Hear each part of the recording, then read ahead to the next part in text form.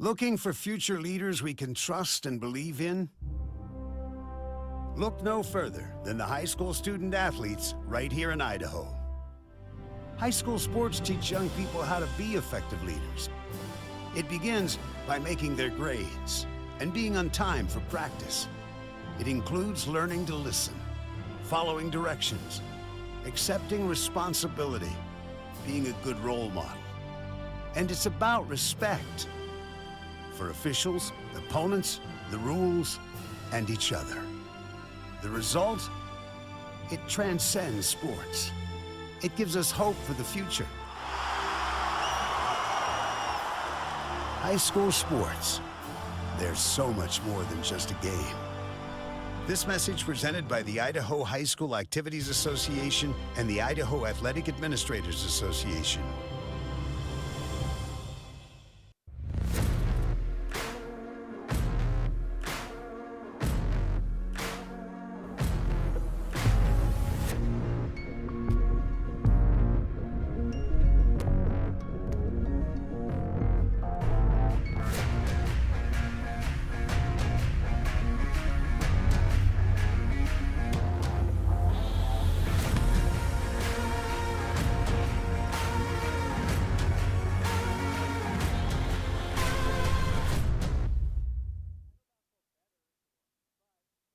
I am Kevin, and I'm from Idaho Falls. It's important for the disabled to be vaccinated because of COVID. I chose to be vaccinated because I didn't want to be sick or in the hospital. Getting the vaccination, my experience was painless and worth it. It was a very wise choice. Dear Freedom, here's to more miles driven, more dollars saved, and more electrified vehicles than any other brand. Yours, Toyota Hybrids. Toyota, let's go places. As Idahoans, we're not afraid to take risks.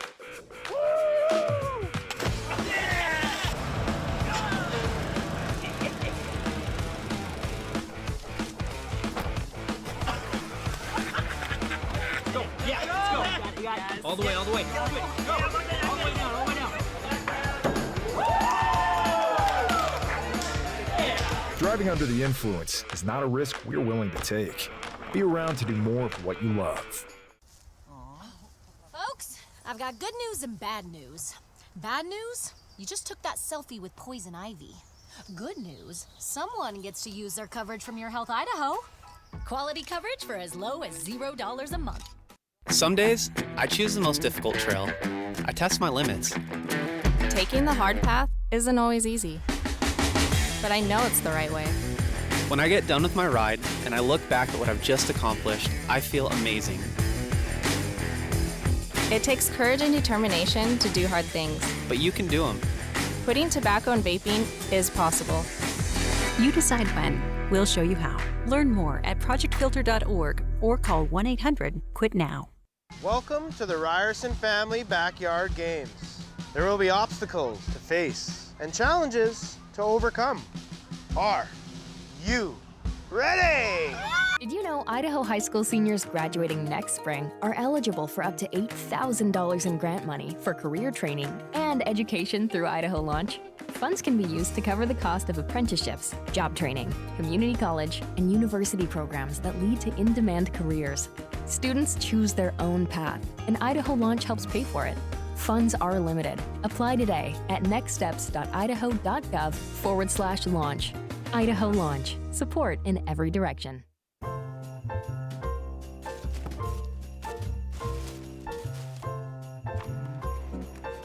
This is not what I asked for. Once again, we have contributed to your ideal college savings program. Love, Grandma and Grandpa. Give the gift of college savings this holiday season with Ideal, Idaho's 529 college savings program. Eventually, they'll appreciate it. I love it. Thank you. College costs money.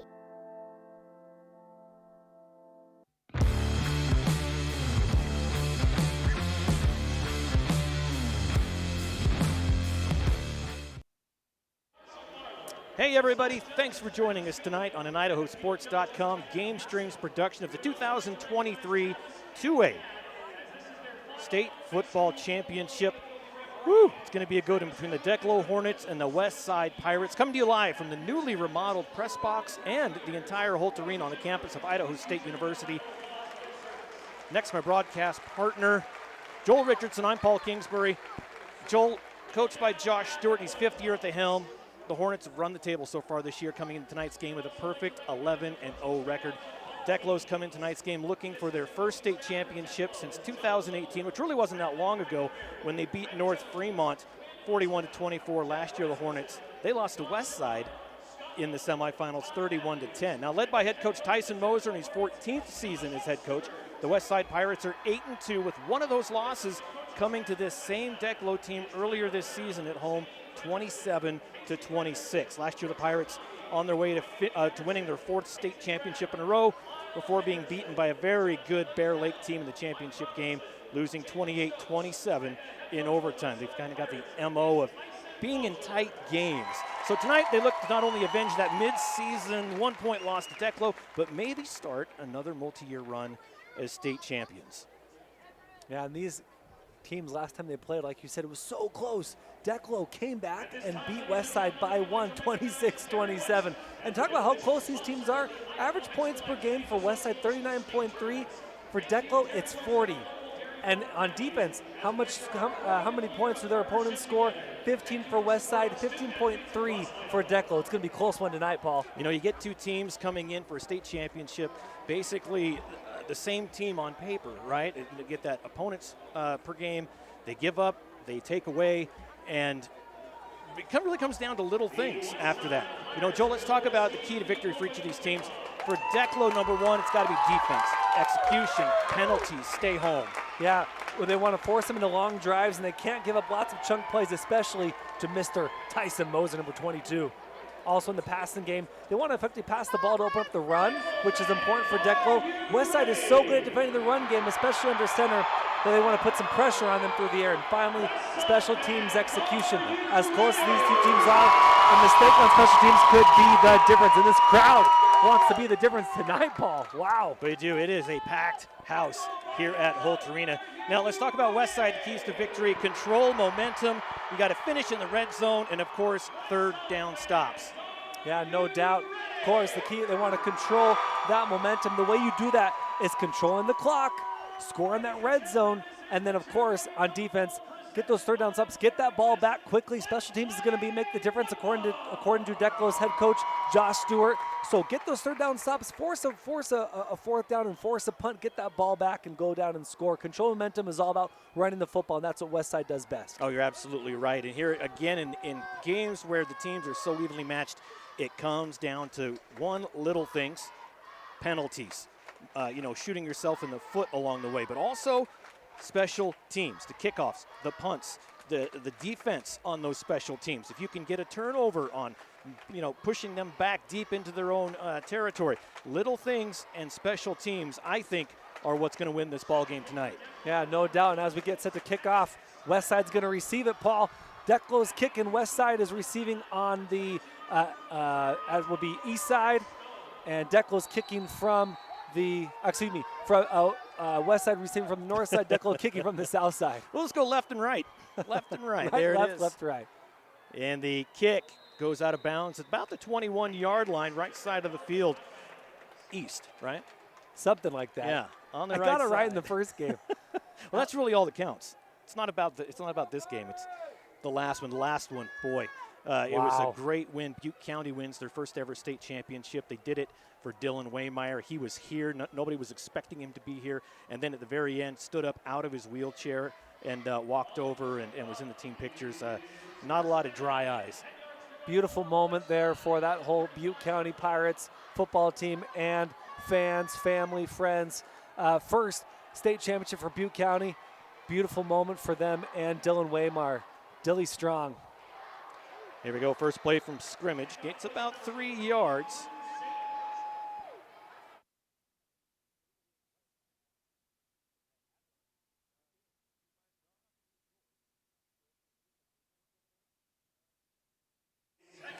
All right, coming back, it is second down. WestSide in their maroon uniforms, white numbers, moving right to left. Declo on defense in the white numbers.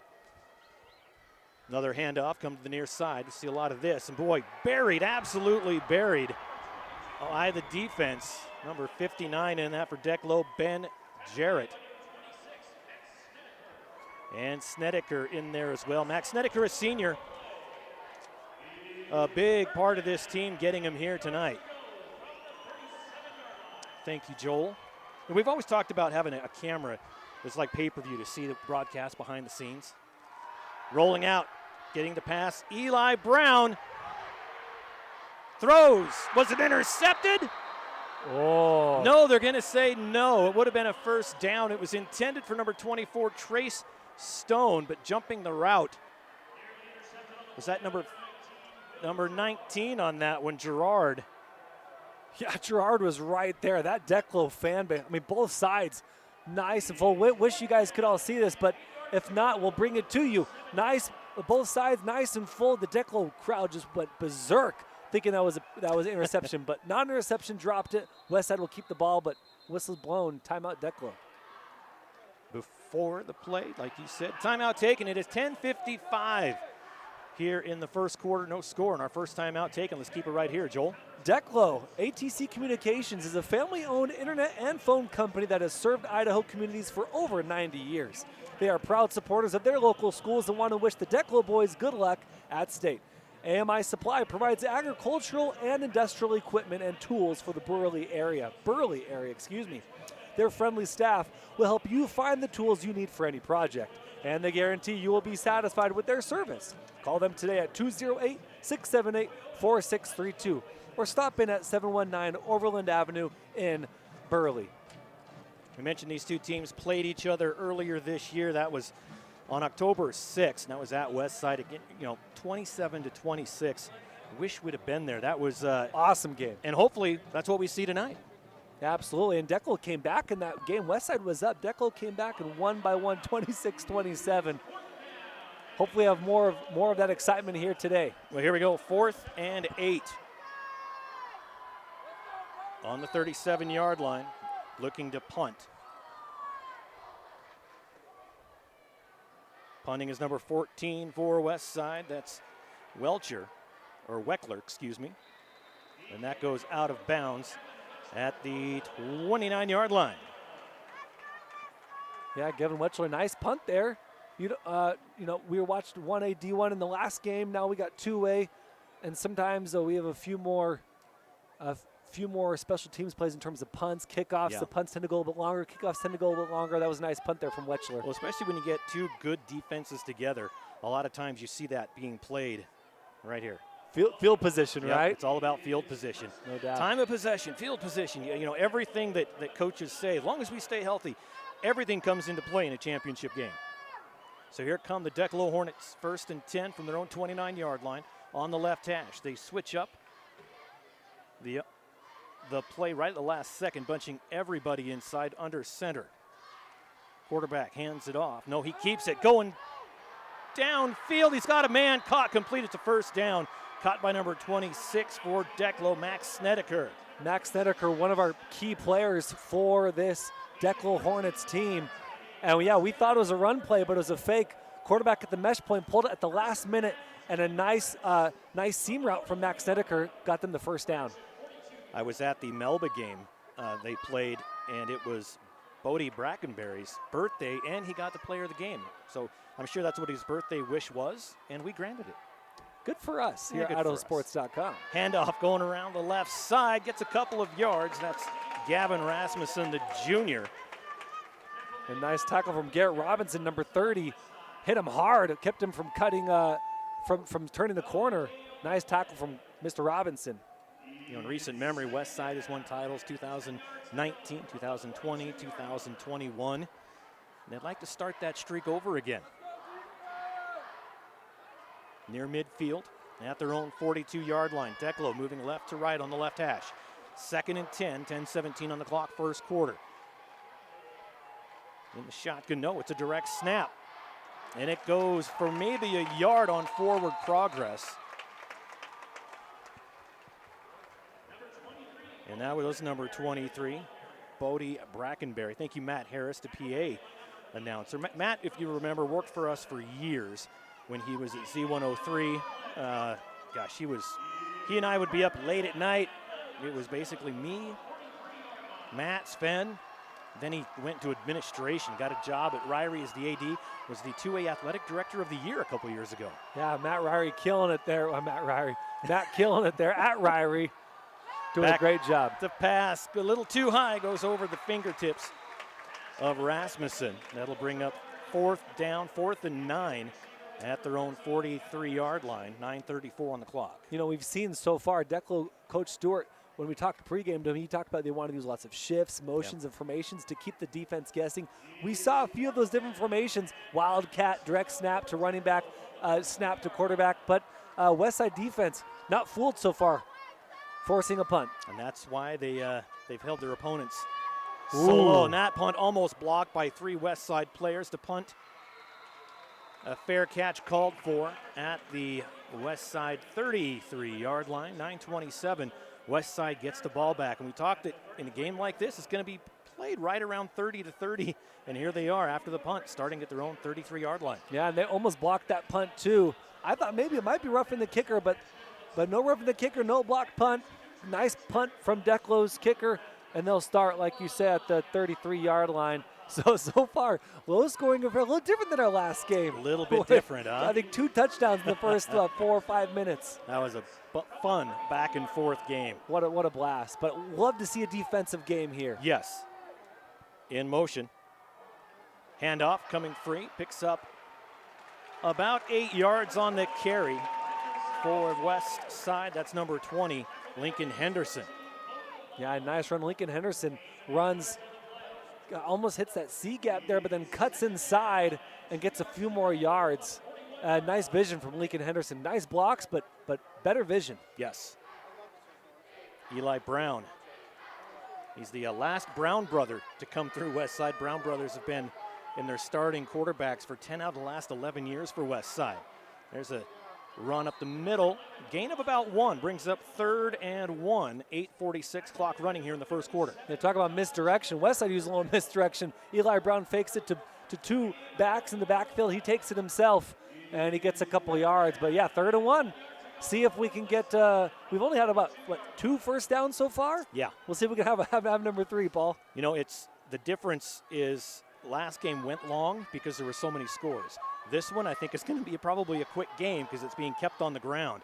And that one, a little tush-push from behind, gets them the first down. It'll be 1st and 10 for WestSide at their own 44-yard line. Do you prefer the brotherly, oh man, I just lost my words, tush-push or the brotherly shove? Either one works, I think. I like the ZZ Top play, tush. Yeah, I don't know if you're a ZZ Top fan or not. I do like ZZ Top, definitely. Right. Well, when I say I like ZZ Top, I know 2 of their songs.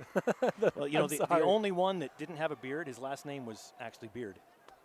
Well, that's just too sad. That's too bad. You know what? That's the kind of information you only get here at IdahoSports.com. You know what? Tune in for your deep cuts of ZZ Top knowledge. That's right. Here we go. 1st and 10 for the Pirates at their own 44. Another handoff, gains about 3 yards.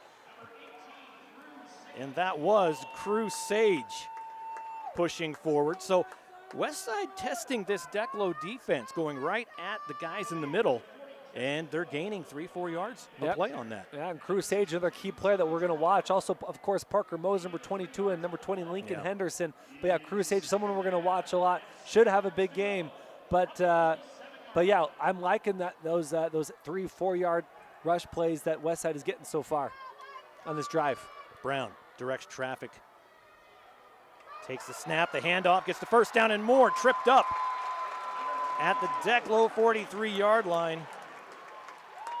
Nice run for number 22 for WestSide. That's Parker Moser. You just talked about him. And Moser, yeah, he's going to do things. And Declo talked about, hey, look, number 22, we got to keep him from controlling the game because he will if we let him, right? Go ahead. I was going to say, yeah, so they want to make sure when they're blitzing, they're keeping their eyes on him to make sure that they don't over-pursue and miss him. 1st and 10 from the Declo 42. One man on the near side. Hands it off. They're going to take it right up the middle, and the Declo defense says, Fool us once, shame on us. Fool us 5 or 6 times, shame on us. But you're not going to fool us this time. Yeah. Coach talks there are 4 front defense with gap responsibilities. We saw that right now. Everyone doing their 111. Right. Yep, and that's exactly right. And you'll see in this broadcast, as my color guy, you'll do about 80% of the work. So your back is going to hurt after this game because you're carrying the broadcast so much. I appreciate the love, Paul. On the near side again is Robinson. And a run up the middle again, a big gain, close to a first down. And it's going to be about a yard short. That brings up second and about 1 yard at the Declo 33-yard line, excuse me.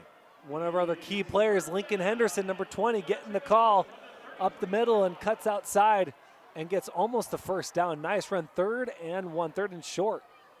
5:40 to play. Here we go, back to the line, right middle of the field. WestSide going right to left. Under center, takes a snap, turns, pitches it. Gives it up to Moser. Moser to the near side, tackled at the 30-yard line, gain of 2. And that's going to be another first down for the Pirates. Move the chains. 5:27 left in the first. And WestSide wants to take what Declo gives them. Coach Moser talk, you know what?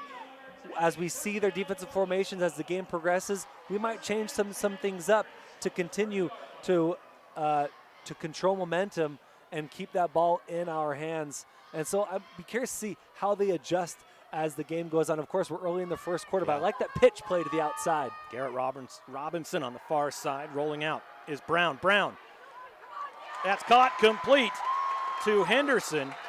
And Garrett Robinson is actually in the end zone all by himself. They went with the closer option. Hey, they got the first down. If their goal is clock management, okay, mission accomplished.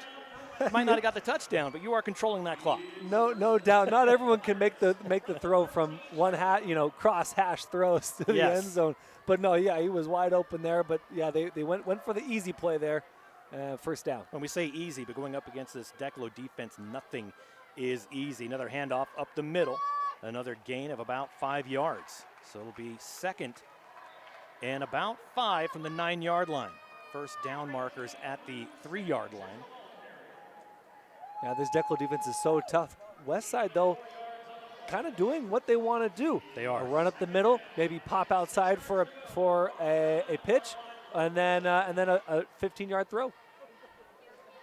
And that's something Declo needs to button up a little bit. Is make some more stops. They've been able to stop them 2 or 3 times, but every other time, like you said, WestSide has been able to move the football. Now receivers, 1 on each edge, on the right hash. 2nd and 5, handoff. Going to be short, actually right at the 5-yard line. Good spot. So that will be 3rd and about 2 for the Pirates as we near the 4-minute mark here in the first quarter. I wouldn't be surprised if they try to pop outside on this one. Maybe another pitch outside, maybe a quick screen throw. I've been impressed how they kind of move things around, switch things up, take what the defense gives them and adjust accordingly. Brown's got about 900 yards passing coming in, 10 touchdowns, only 2 interceptions. 3rd down.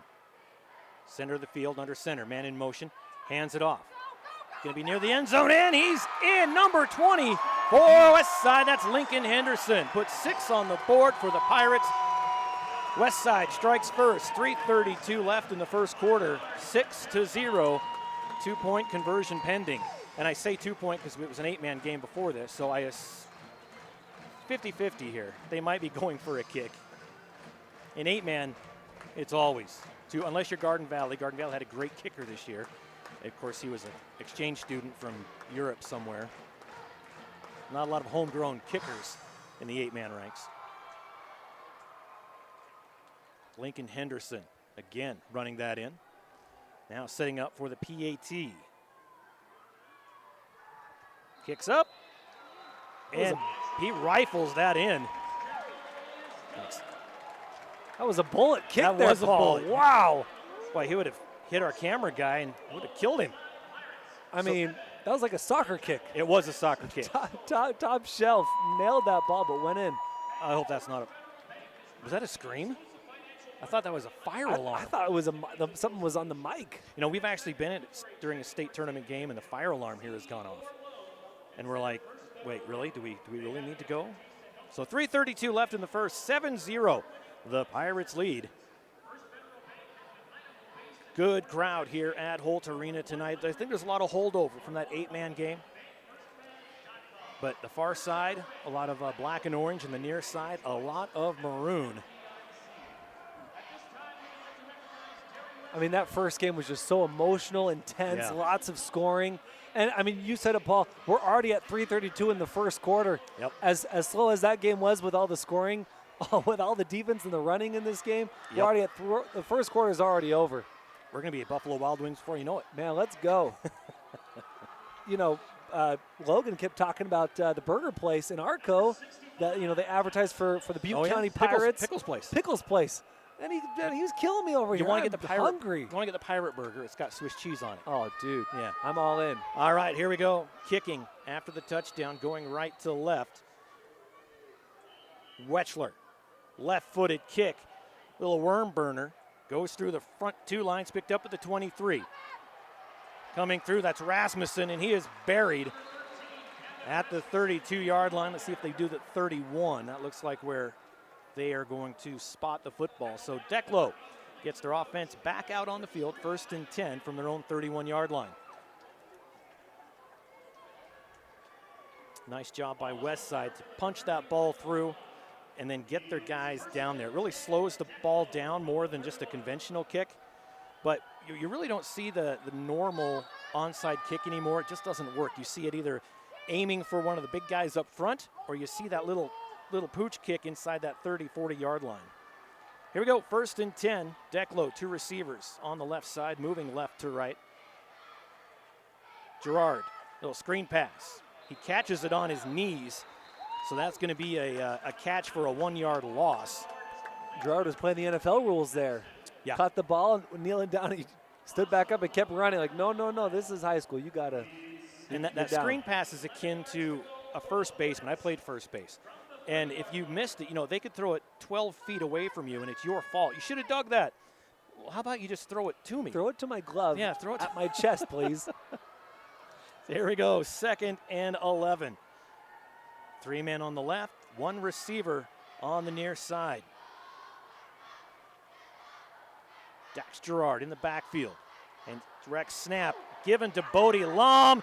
Lom stays on his feet. And a pickup of about 6 yards to the 38-yard line. Bodie Lom, the senior. Saw him carry the football a lot during that Melba game. And here he is tonight. I think that's the first time we've called his name, but 3rd and 3rd and 4 at their own 38-yard line. And Bodie Lom ran into his own player there, but made something out of nothing and got all the way to 3rd and 3. So nice play, Bodie Lom. 2 receivers on the bottom, 1 on the left. And they're going to shift as Snedeker now goes in the backfield. In motion goes Rasmussen. And they give it to Rasmussen around the left side. 1st down and more to the 45-yard line. Gets the 1st down, moves the chains. Declo on the move as they're at their own 45-yard line. $1:48 left here in the first quarter. Declo's coach Josh Stewart talked about how pace will be a big factor for them. He mentioned they want to get the big, strong defensive linemen running as much as possible. So if you're Declo, if you can get to the outside, use those shifts and motions, mixing things up with that misdirection, you will force those defensive linemen to run and tire them out. So Declo doing what they want so far on this drive. 1st and 10. Moving left to right are the Hornets. Handoff, and that goes nowhere. Big guys up front were WestSide. I guess forward progress gave him a yard. But that's a very generous yard as it's going to be 2nd and 9 for Declo. Yeah, number 79, Aaron McDaniel gobbled him up. He saw him coming and he went nowhere.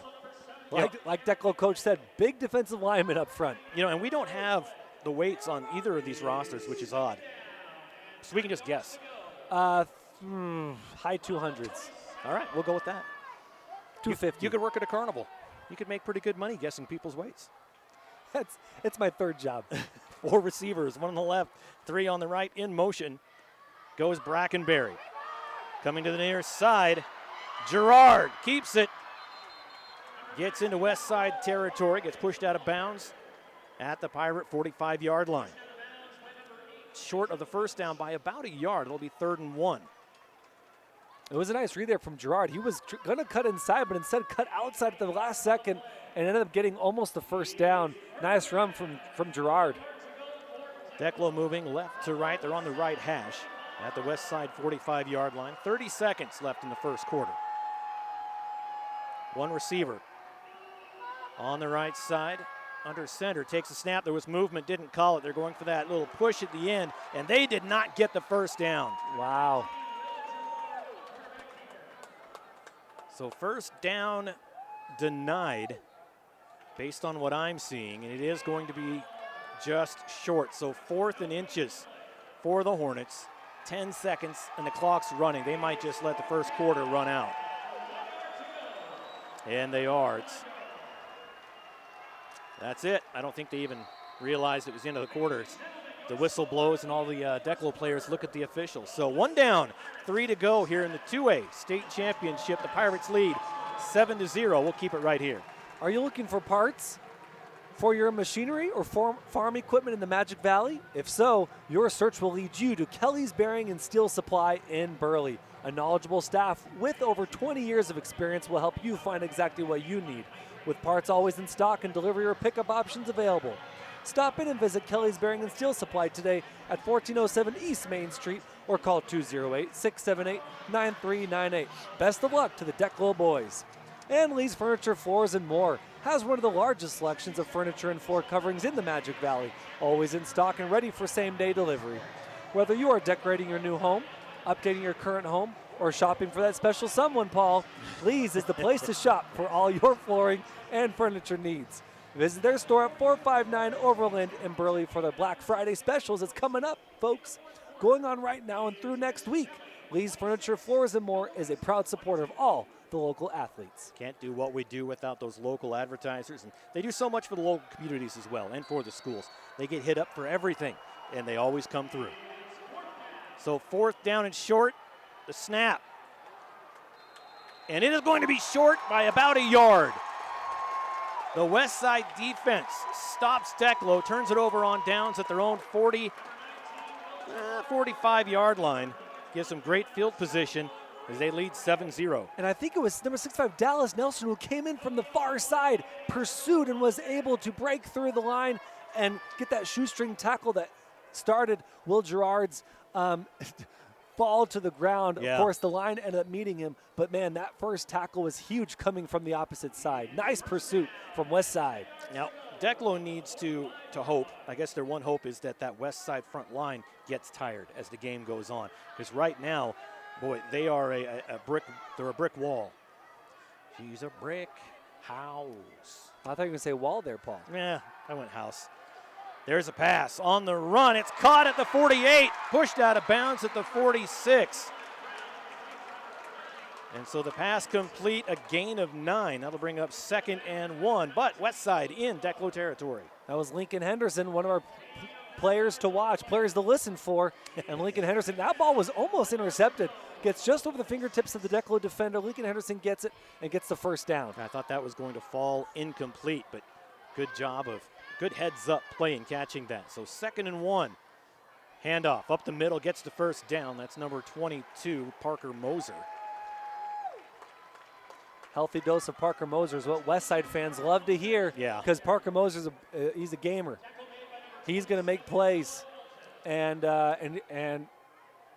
make plays, and he's going to get good yards for you no matter where he's on the field. Well, he's coming into the game 184 times, 1,400 yards, 19 rushing TDs. I'm going to guess he's going to add to that here tonight. No doubt. Just a guess. I don't think this will end 7-0. 1st and 10 for WestSide. Handoff, come the near side, breaks free. He's got a lot of room to run from the 44 to the 5 in. Touchdown, number 24, Trace Stone. A 44-yard rushing touchdown for Trey Stone. makes it 13-0 WestSide, pending the PAT. Great run from Trey Stone. Lots of misdirection in the backfield. I was almost confused, Paul, on that misdirection. Trey Stone gets it. Easy hole. Nice big hole for Stone. Breaks free, and he has gone, right when he hit that hole, I pointed in the direction of the end zone. He was gone, no doubt. He probably looked up here and saw you and went, okay. Oh, that's the direction I should go. That's where I should go. Yeah. PAT upcoming. Snap's good. Hold is now good. And again, he punches it. Wow. Just over the crossbar. That kicker, what did he eat for breakfast this morning? Do kids still eat Wheaties? Aiden Fitzgerald. I don't know if they do, but that's 2 straight line drive kicks that barely got in, but they got in. 11:31, 29 seconds into the second quarter. It's now 14-0, and it's only 14-0. It's only the start of the second. But, and that's a big but, Declo can't afford to get down too far to WestSide because WestSide is not a team that is easy to come back on because of that defense. Now, have they been in a lot of close games over the years? Sure, but that's not this game. 14-0, 11:31 on the clock. Thanks for joining us here on IdahoSports.com. Again, I'm Paul Kingsbury. He is the Joel Richardson. And we've got Logan Green somewhere on the sidelines with a microphone. We might hear from him. He's probably down signing autographs somewhere. After last game's call, he should be. Might be tired. He's probably curled up in a corner somewhere. Here we go. Kickoff. On the left side of the field, 40-yard line. WestSide will be kicking left to right.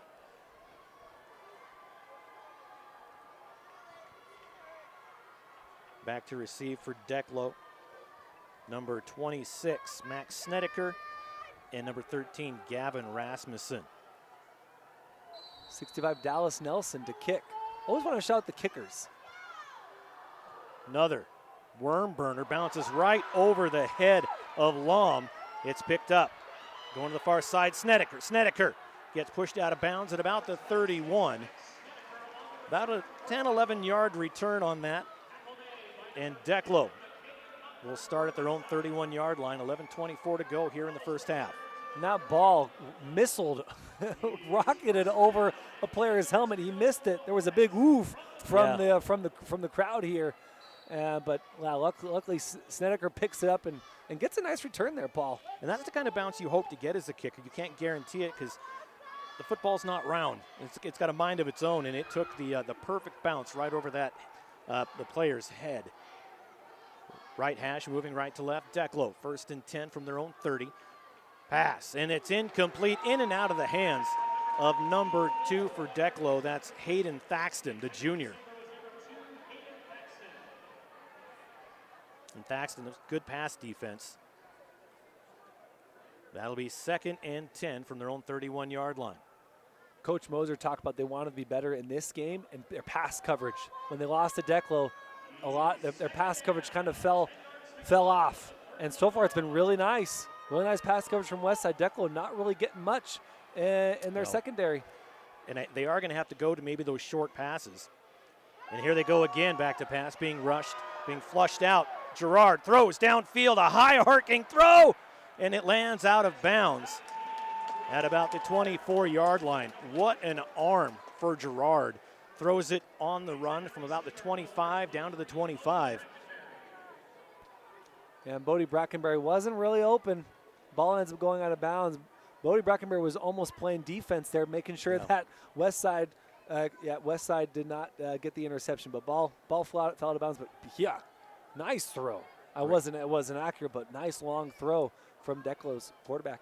Bringing up 3rd and 10, moving right to left in the 31-yard line. Declo on the right hash, lines up 4 receivers, 1 on the right, 3 on the near side. Let's see if somebody goes in motion. 11:11 on the clock.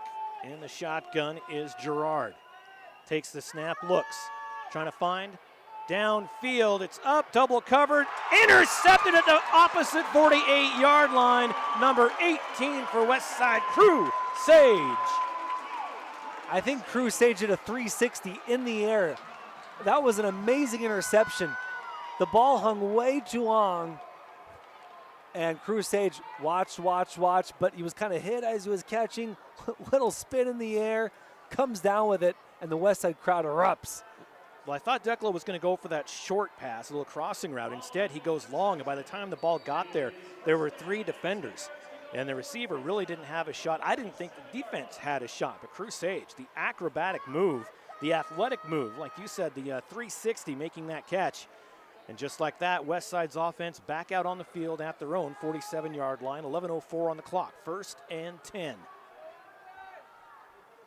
Eli Brown, their center, hands it off, gives it to Henderson. Henderson cuts the left gap right at midfield, brings up 2nd and about 7. Clock continues to run, 10:50.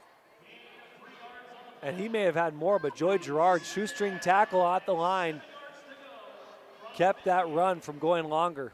You know, the nice thing about Declo's pronunciations, every G is just a J. It's easy to remember. If it's a G at the last name, it's pronounced with a J. No doubt. That's what they told me when I was at Declo. I said, that's real easy. Little handoff. That went for about a yard. Number 18, Crusade again.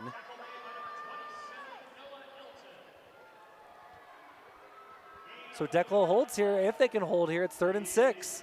Declo's in a good position here on defense because they need to get this ball back as it's 10-10 and counting in the 2nd quarter. Man, this clock runs fast in this game. Yes, it absolutely does. A lot of keeping the ball on the ground. Whistle blows, and a timeout is going to be called by head coach Tyson Moser. At the 10:02 mark, 14-0 Pirates lead. Recognize some sponsors. Every business claims to be the best. However, at Wickle Tires Pros, their work speaks for itself. With winter coming up, make sure your tires are ready for the snowy weather before it hits. Don't get caught without snow tires or a good set of all-season tires for the months to come. At Wickle Tire Pros, they can ensure you have the right tire for your driving needs. They also offer all essential vehicle maintenance services like oil changes, brakes, alignments, batteries, and inspections. Get the full potential out of your vehicle and let the certified technicians at Wickle Tire Pros handle your auto repairs and maintenance needs. Conveniently located on Overland in Burley, it has never been easier for Hornet fans to get their car serviced the right way. Well, Logan is down on the right end zone. We're going to go to him down there right now.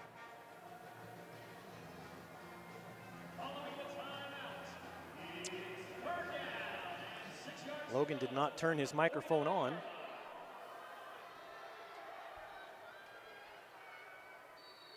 So we're going to go right back to the game.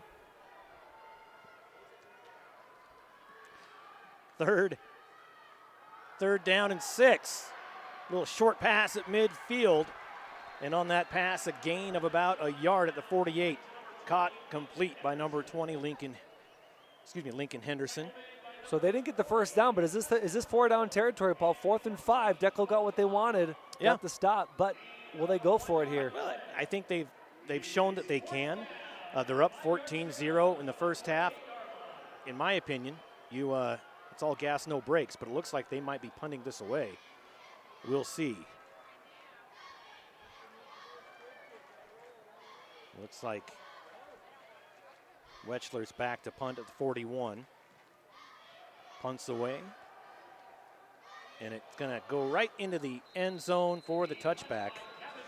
And let's go back down to Logan again. Hey guys, just down here on the sideline, lots of big hits. You can hear helmets popping, shoulder pads banging, high intensity, lots of speed. I know sometimes it can be hard to tell up there. One thing to keep an eye on right here, Declo needs a good drive right now. Gerard's passes down here on the sideline, you can see it. They just seem to be drifting. They had a long incompletion pass, and then on the interception, it just seemed to fade to the left and to the right. He needs to get those more on target, right on the money, to get Declo something on the board. Back up to you guys. All right, thanks, Logan. Insightful as always. Yeah, brilliant analysis. And yeah, I totally agree. Gerard's throws, brilliant, but Gerard's throws need to be a bit more on point, more laser focused. Yes. Declo, 1st and 10 from their own 20. Goes nowhere. It'll be 2nd and 10 as bodies fly on the field. Last to get up is number 40 for Declo, Keston Coyle.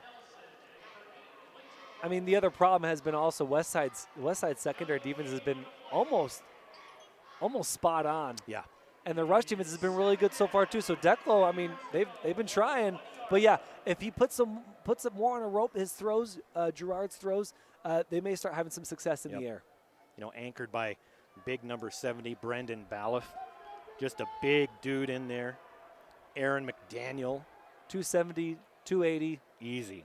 3 receivers on the right, 1 on the left. They go to the right side, little slant pass. It's caught complete. Given up to Brody Brackenberry. And it's going to be a first down plus. Move the chains for Declo.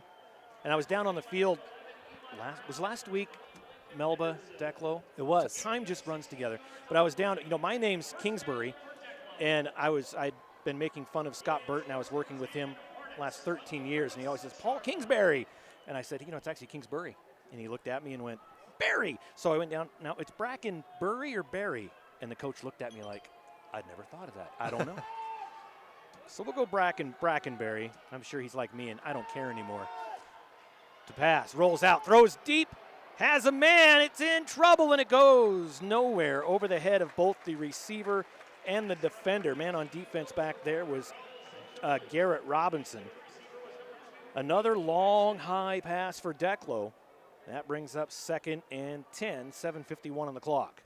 And impressive receiving, just technique right there. I was watching the receiver the whole time. He was watching the ball. I was watching him. He was watching the ball. I don't know why he wasn't watching me. He was watching the ball the whole time as that ball was up. Made a great try on the ball, but falls incomplete on basically a jump ball. But I like how his eyes were on that ball the entire time. Declo lines up 2nd and 10. 4 receivers, 2 on the right, 1 on the left in the shotgun. Nope, direct snap.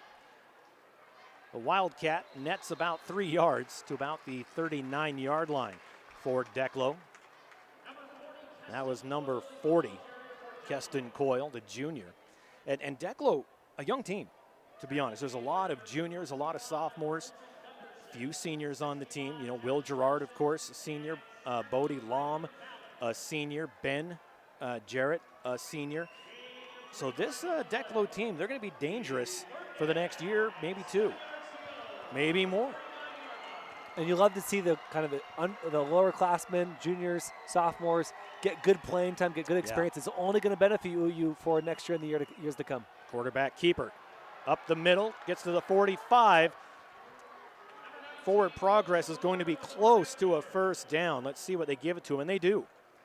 They give him the first down on the keeper by Gerard. 7 minutes left in the first half. 14-0, and Declo's on the move again. They've had these big plays, but then it seems like they wake WestSide up, and WestSide goes, oh, yeah, that's right, and then they stop them. So right at midfield, or about 46-yard line, let's see if Declo can get it across midfield and actually deep into WestSide territory. In the shotgun this time, Will Gerard. 2 receivers on the right, 2 on the left. Looking, has time. Pump fakes across the middle, in and out of his hands. Kind of a low throw for Hayden Thaxton. And that's a couple that Thaxton really hasn't had a chance to catch. Got to give your receivers the opportunity. And he was open too. It was just a nice 5 and in, 6 and in. Will Gerard, he went down to the ground, almost knelt down on the ground, hit his helmet. He knows he missed that throw. And yeah, Logan mentioned it.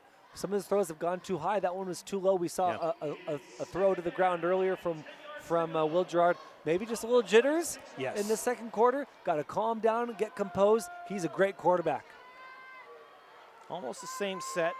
4 receivers, 2 on the right, 2 on the left. 2nd and 10. Gerard looks to the sidelines. Change of play. Another Wildcat, and they read that like a book, and a loss of about 2 yards. As the direct snap goes to Keston Coyle, and it seems like he was tackled before he even had the ball cradled. Yeah, and that second time they've done that. First time they got a few yards. That time WestSide sniffed it out easily, and loss of a couple, loss of 1. Like you said, a quick game. Clock's running. We're at the 6-minute mark now. Make sure you stick around for the halftime show presented by Idaho Launch, as the scoring summary will take all of 3.5 seconds. Lining up, 3rd and 11 for Declo. in the backfield with Gerard. Coyle. Gerard rolls clear to the opposite sideline, throws incomplete. Another short pass intended for Rasmussen. And no good, brings up 4th and 11 for the Hornets. Tucker Brokens in coverage, really nice coverage. Stayed on his man the entire time, hit the ball away. They were also going out of bounds. I don't know if it would have been completed anyway, but Tucker Brokens on his guy, right on his hip. Great defense from Brokens. If you asked him what kind of gum he was chewing, what would he say? Hoosiers.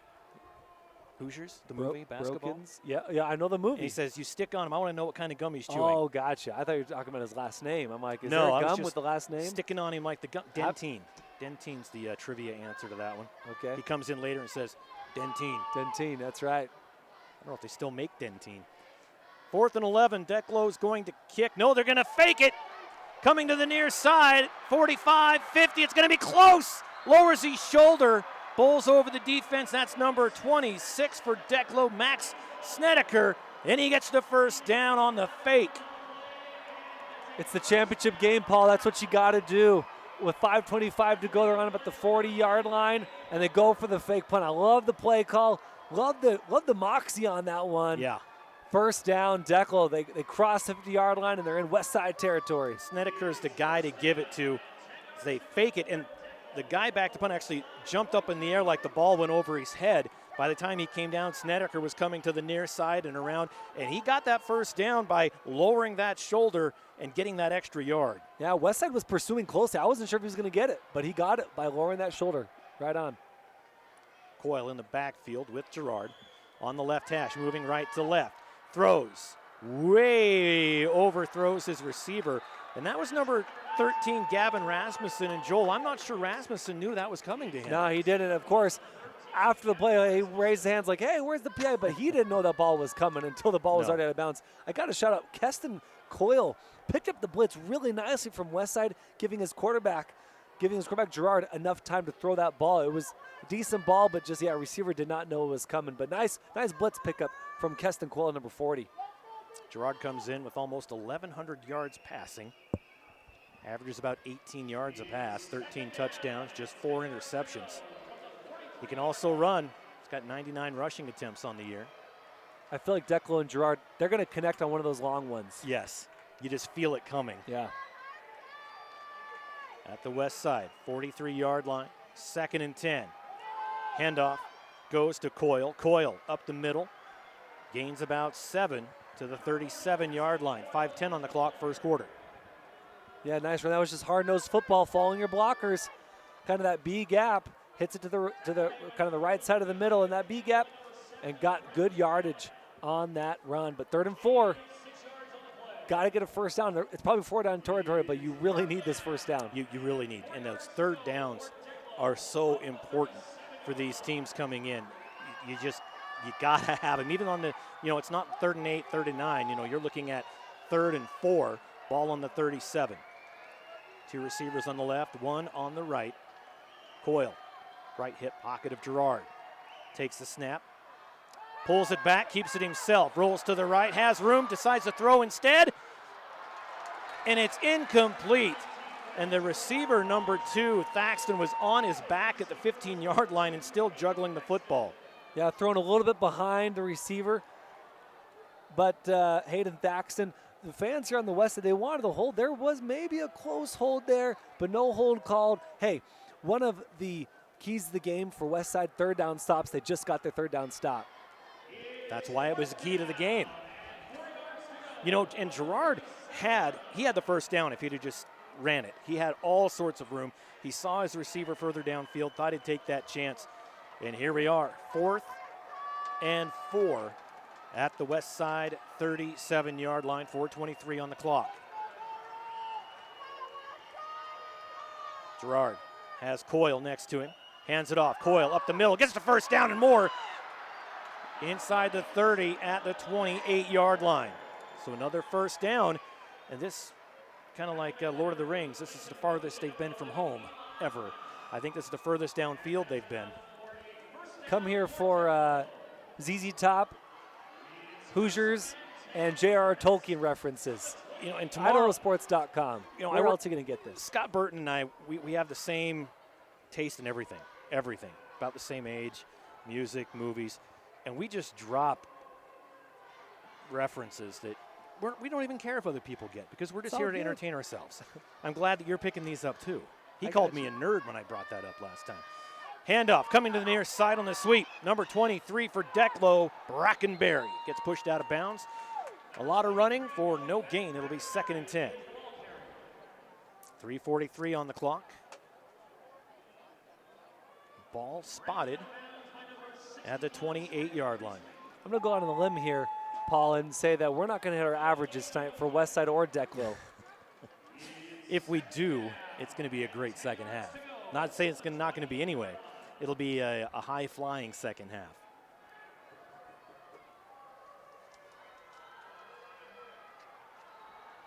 Second down. Man trying to get off. There he does. That was Coyle running off. And the whistle blows that play dead. A last-second timeout taken by WestSide. 3:42 on the clock. Second quarter, 14-0 WestSide leads. Declo on the move, 2nd and 10. Recognize some sponsors. Franklin Building Supply is a proud supporter of local student athletes and all of the building professionals of Eastern Idaho. Their friendly and knowledgeable team is ready to help make your project a success from start to finish. Franklin Building Supply in Pocatello, worth the trip. Van and Greta Woodward at Woodward's Country Store in Weston would like to say congratulations to the WestSide Pirates on a fantastic season. No doubt, fantastic season. Come in, fuel up at their 24-hour pumps, and experience the hometown goodness of Woodward's Country Store, the friendliest store in town. Grab a freshly made sandwich where they serve delicious cold cuts as well as hot sandwiches, where pulled pork and pot roast, among other items, rotate their way on the menu. That's Woodward's Country Store in Weston. And for over 20 years, Preston Auto Parts has been serving the folks in Preston and the surrounding area with the best auto parts and customer service around. Preston Auto Parts is an independent CarQuest dealer and proudly supports Preston Athletics. Preston Auto Parts wants to wish the Pirates good luck in the state championship game today. Thank you. After the timeout, again, the reset. 3:42 left in the second quarter. 2nd and 10, ball on the 28-yard line for Declo. Left hash moving right to left. Coyle back in the game. Back to pass. Rolls to his right, has some room. Decides to throw. He's going end zone. He has a man up, in and out of his hands, and he gets hit hard. When the ball goes out of his hands and he pays the price, that was Thaxton again. When you jump up that high, everything is revealed, right? Yes. Ribs, chest, everything. We saw some of that, Paul, when we worked together during that Grid Kid. The Grid Kid Challenge. A lot of these kids jumping up high for these balls, and just everything is exposed, chest. So luckily he's fine. He's okay. He comes off just fine. But he was hit hard, like you said, Paul, on that kind of jump ball in the end zone. He was open, but the ball just sailed again. Too much air. A little bit too high. It's kind of been the MO tonight for Girard. Back to the line, 3rd and 10. 2 receivers on the right, 2 on the left. And Coyle to the left of Girard. Takes the snap, back to pass again. Caught, complete at the 25 and brought down. It'll be 4th and about 5. And that little short crossing route has been there all night. They've only tried 2 or 3 times. They complete that one. I think the one they tried before was just a low pass. And maybe that's, maybe what the offensive coordinator is seeing now and saying, okay, let's go that cross route until they stop us. Yeah, and allow Girard to get more comfortable in the game. Short passes, crossing routes, and Max Snedeker was wide open. Girard got it to him. That throw was more direct, more on a rope. And those short, 5-6 yard passes, you can get them more on the money. You don't have to worry about all that geometry involved with the long passes. So another timeout called. This one called by Declo. 2:54 left in the first half. Pirates lead 14-0. Recognize a few more sponsors. Heartland AG Systems in Burley has you covered with the application equipment and product support you need to be more productive. With products ranging from water wagons to tanks, Heartland Ag has all you need for spraying and spreading. We are your local Case IH application equipment experts, carrying a complete line of new and used equipment backed by our expert service and parts support team. Find out more by visiting our website at www.heartlandag.com. That's Heartland Ag Systems, your local Case IH dealer. Thank you again. After the timeout, 4th and 6, they say. 1, 2, 3. Yeah, okay, I'll agree with you on that. 2:54 to go in the first half. A very quick-paced first half. Declo moving right to left on the right hash at the 24-yard line. 3 receivers on the right, man in motion. Comes on the near side, a double reverse, going to the right side. Thaxton, he's going to throw, wide open in the end zone, touchdown, Declo. Touchdown, number 23, Brody Brackenberry.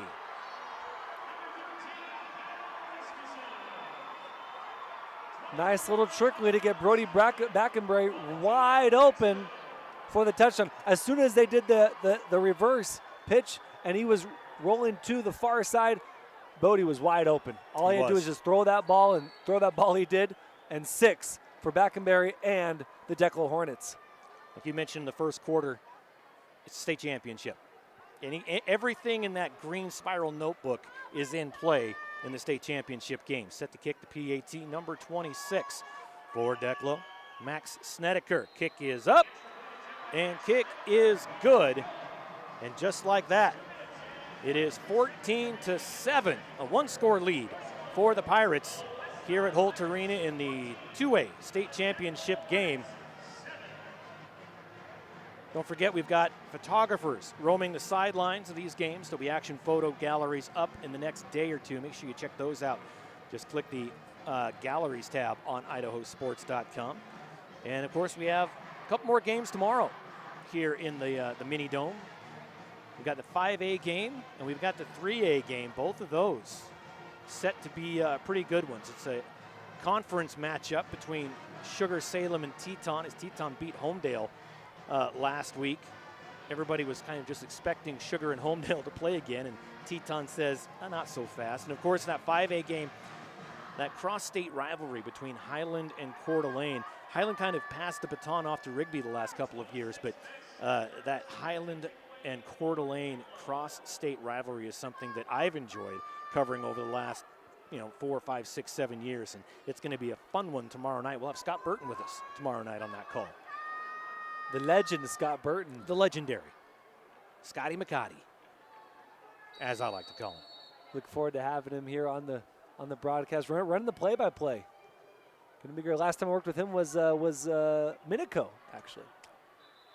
Spartan territory. So that is one of those little short kicks taken right at the 30. And so WestSide will start this drive. 2:44 left in the first half. 1st and 10 from their own 30-yard line. Recognize the sponsor. ATC Communications is a family-owned internet and phone company that has served Idaho communities for over 90 years. They are proud supporters of their local schools and want to wish the Declo boys good luck today.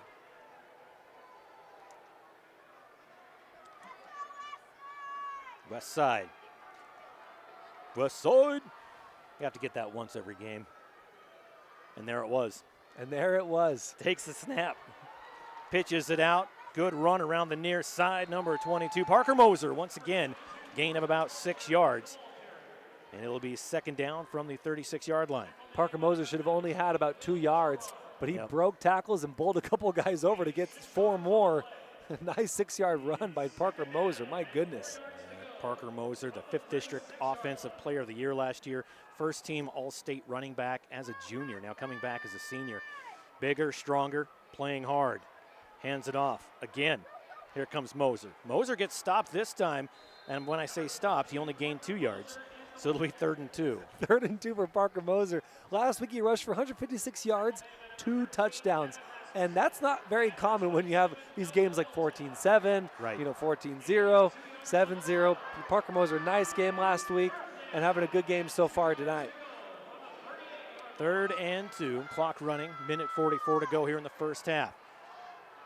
One receiver to the left. WestSide moving left to right, ball spotted, middle of the field. Handoff comes to the near side. And the ball comes loose, it's on the turf. And dropped and fallen on by number 63 for Declo, Alex Romero, the sophomore. Trey Stone was having a nice run, and just the ball pops out. Had to be on a tackle. That ball came flying out, and no Westside Pirate players around it, all Hornet players. Hornets jump on it quickly, and Hornets in nice field position. Yeah. Not a lot of time left on the clock. Well, as you see on your screen, 1:28 to play in this half. So Declo will have to score quickly, but great field position for them. You know, we talked about these little things that have to happen, and one of those things is turnovers. And like you said, turnovers in this one, they're in Westside territory, and they get the ball back, down a touchdown. Let's make this a game. A handoff. A good gain of about 5 yards. Ball carrier number 13 again, Gavin Rasmussen. Got to go fast. Clock is ticking. Rasmussen, almost 300 yards, rushing yards coming in. 64 seconds left, first half. 2nd and 5, ball on the 41-yard line, under center, receivers. One on each side, in trouble, and he holds on to the ball smartly and sacked for a 4-yard loss back to midfield. Great tackle from Garrett Taylor. Got in the backfield super fast. They tried to do that play where they kind of pretended they're going to run it and they do a quick slant. We saw that play in the first quarter. Didn't work that last time, didn't work this time, but this time it wasn't because of incomplete pass. It was Garrett Taylor who got in the backfield super fast and got the sack. You saw Gerard think just for a second as he's going down, maybe I'll throw it. Dangerous to just kind of loft it into the middle of the field. Did the right thing, took the loss of 4 yards rather than possibly a pick six. Well, smart decision. 51 seconds left in the first half. Let's thank some more local sponsors, Joel. Yeah, let's recognize AMI Supply. AMI Supply provides agricultural and industrial equipment and tools for the Burley area. Their friendly staff will help you find the tools you need for any project, and they guarantee you will be satisfied with their service. Call them today at 208-678-4632 or stop in at 719 Overland Avenue in Burley. AMI Supply. Do we have that same guarantee here at Idaho Sports? But we should. We should. Money back guarantee. 51 seconds to go here in the first half, and what a good first half it's been. 14-7. You never want to see a blowout in a championship game. Of course, we're not rooting for anybody. We're just rooting for good football. Absolutely. And it's been good football in the first game, good football today, or tonight. Amen. 3 receivers, 2 on the left, 1 on the right. Ball on the 49-yard line of Westside. Gerard. Pump fakes, goes deep, has a man double coverage, and it is intercepted at the 17-yard line.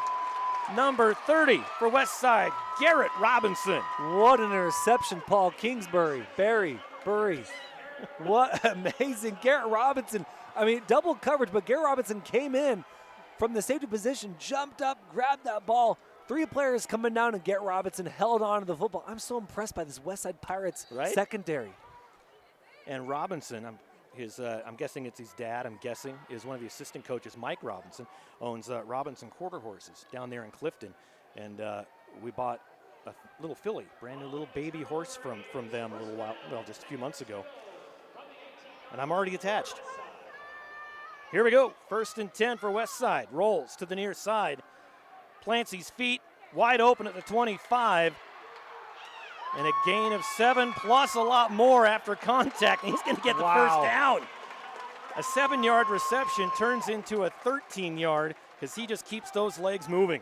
Great second effort. I love the roll to the near side and then the throw into the middle. I love how the defense moves over to the near side as he's moving, and the throw to the middle. Very smart play. Hard play to throw, too. And you saw Brown plant both feet before he threw it as well. And here, 1st and 10, a handoff. Helmet is off, rolling around, and that's going to be another first down. This time the ball carrier, Lincoln Henderson. And I think that was whoever lost the helmet has to come off the field for a play. Yeah, it's number 19, Will Gerard, was there on the tackle. Yeah, he's gonna come off. Yeah, you don't want your quarterback losing his helmet on defense. I'm not a coach, but I'm going to say that's not a good thing. 13 seconds left in the first half. It's going to be another timeout. 14-7, Pirates lead. Are you looking for parts for your machinery or farm equipment in the Magic Valley, Paul? Always, always. Well, if so, your search will lead you to Kelly's Bearing and Steel Supply in Burley. A knowledgeable staff with over 20 years of experience will help you find exactly what you need, with parts always in stock and delivery or pickup options available. Stop in and visit Kelly's Bearing and Steel Supply today at 1407 East Main Street or call 208-678-9398. Best of luck to the Declo boys from Kelly's Bearing and Steel Supply in Burley. They have been a long-time supporter of teams in the Magic Valley here on IdahoSports.com. Can't say thank you enough to them, as well as all of our local advertisers tonight. Thank you, thank you, thank you. Couldn't do this without them. No, I think there was enough you might actually get paid. I'm not saying you will, I'm just saying possibly. Well, so far, I'm amazed I've seen anything. Well, don't tell Logan, but he's probably not. I'm going to give it all to you because you're doing such a great job. And what's funny is I have nothing to do with it. So it all happens to do with Kelly's Bearing and Steel Supply in Burley. Pass downfield, and it's caught, complete at the 41. Hit hard on the reception, but he pops right up. That's number 30, Garrett Robinson. And quick back to the football, 6 seconds. They take the snap, and they spike the football. 5 seconds left in the first half. I think that caught everybody unawares. And they spot that at the 39-yard line. I love the moxie from WestSide. We're not just going to kneel the ball and go. This is state. Yep. This is the championship game. We're up only a touchdown. Declo Hornets are dangerous. We're going to keep going. We're going to go score with 5 seconds to go. You know, and what this says is that they respect Declo so much that they know that they can't let off the gas even for 6 seconds in the game. They have to try and get every point they possibly can. 5 seconds, 14-7, Pirates lead at the Declo 39-yard line. 2nd and 10 after the spike. Maybe some trickery here, Paul? I hope so. Everybody bunched in, right hash, man in motion. Nope, quarterback rolls. He's in trouble, and they're going to go deep. Zeros on the clock. Man downfield, and was it intercepted? It was intercepted, but it's not going to matter as Hayden Thaxton intercepted it at the 5-yard line, but time had expired. So he'll get a stat for the interception. But going into the locker room, get their orange slices and a Capri Sun, both teams have some things to talk about. 14-7, WestSide leads Declo. We'll take a break, and we'll be back with the Idaho Launch halftime show. You're listening to the 2A state championship on IdahoSports.com.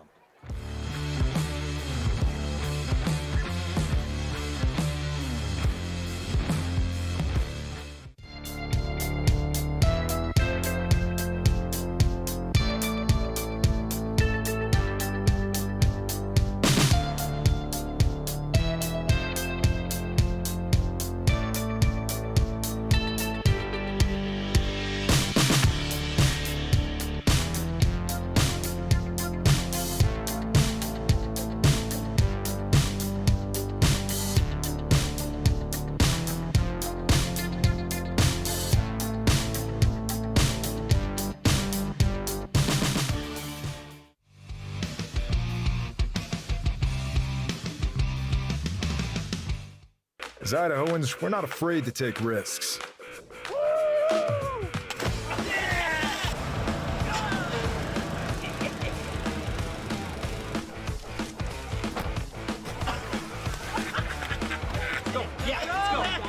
All the way, all the way. Go. All the way down, all the way down. Driving under the influence is not a risk we're willing to take. Be around to do more of what you love.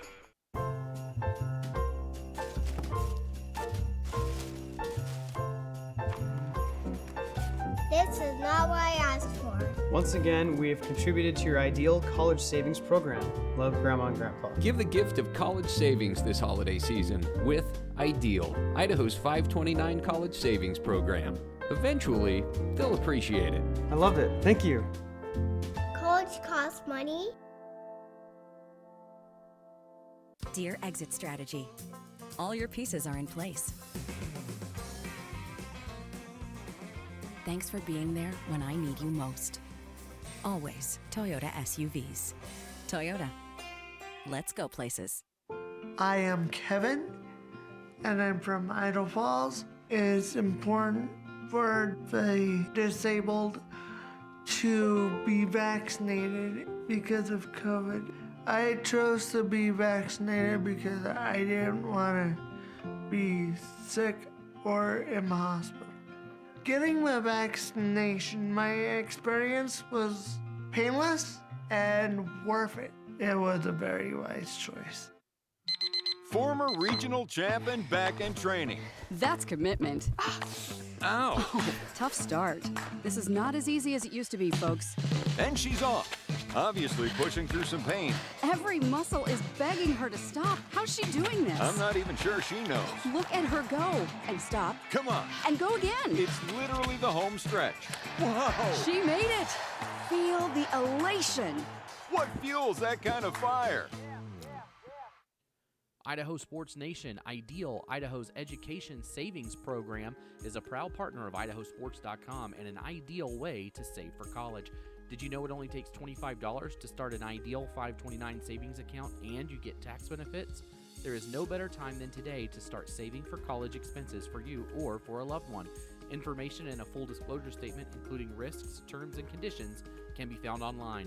Please read carefully before investing. idsaves.org. Go save for college and go Idaho student athletes. We're Valley-wide cooperative. For 100 years, we've been your first choice for residential and commercial propane, fuels, oils, and lubricants. We service HVAC, install water heaters, propane tanks, and accessories. And yes, we'll even deliver right where you need it. Because for us, serving is more than a job, it's a way of life.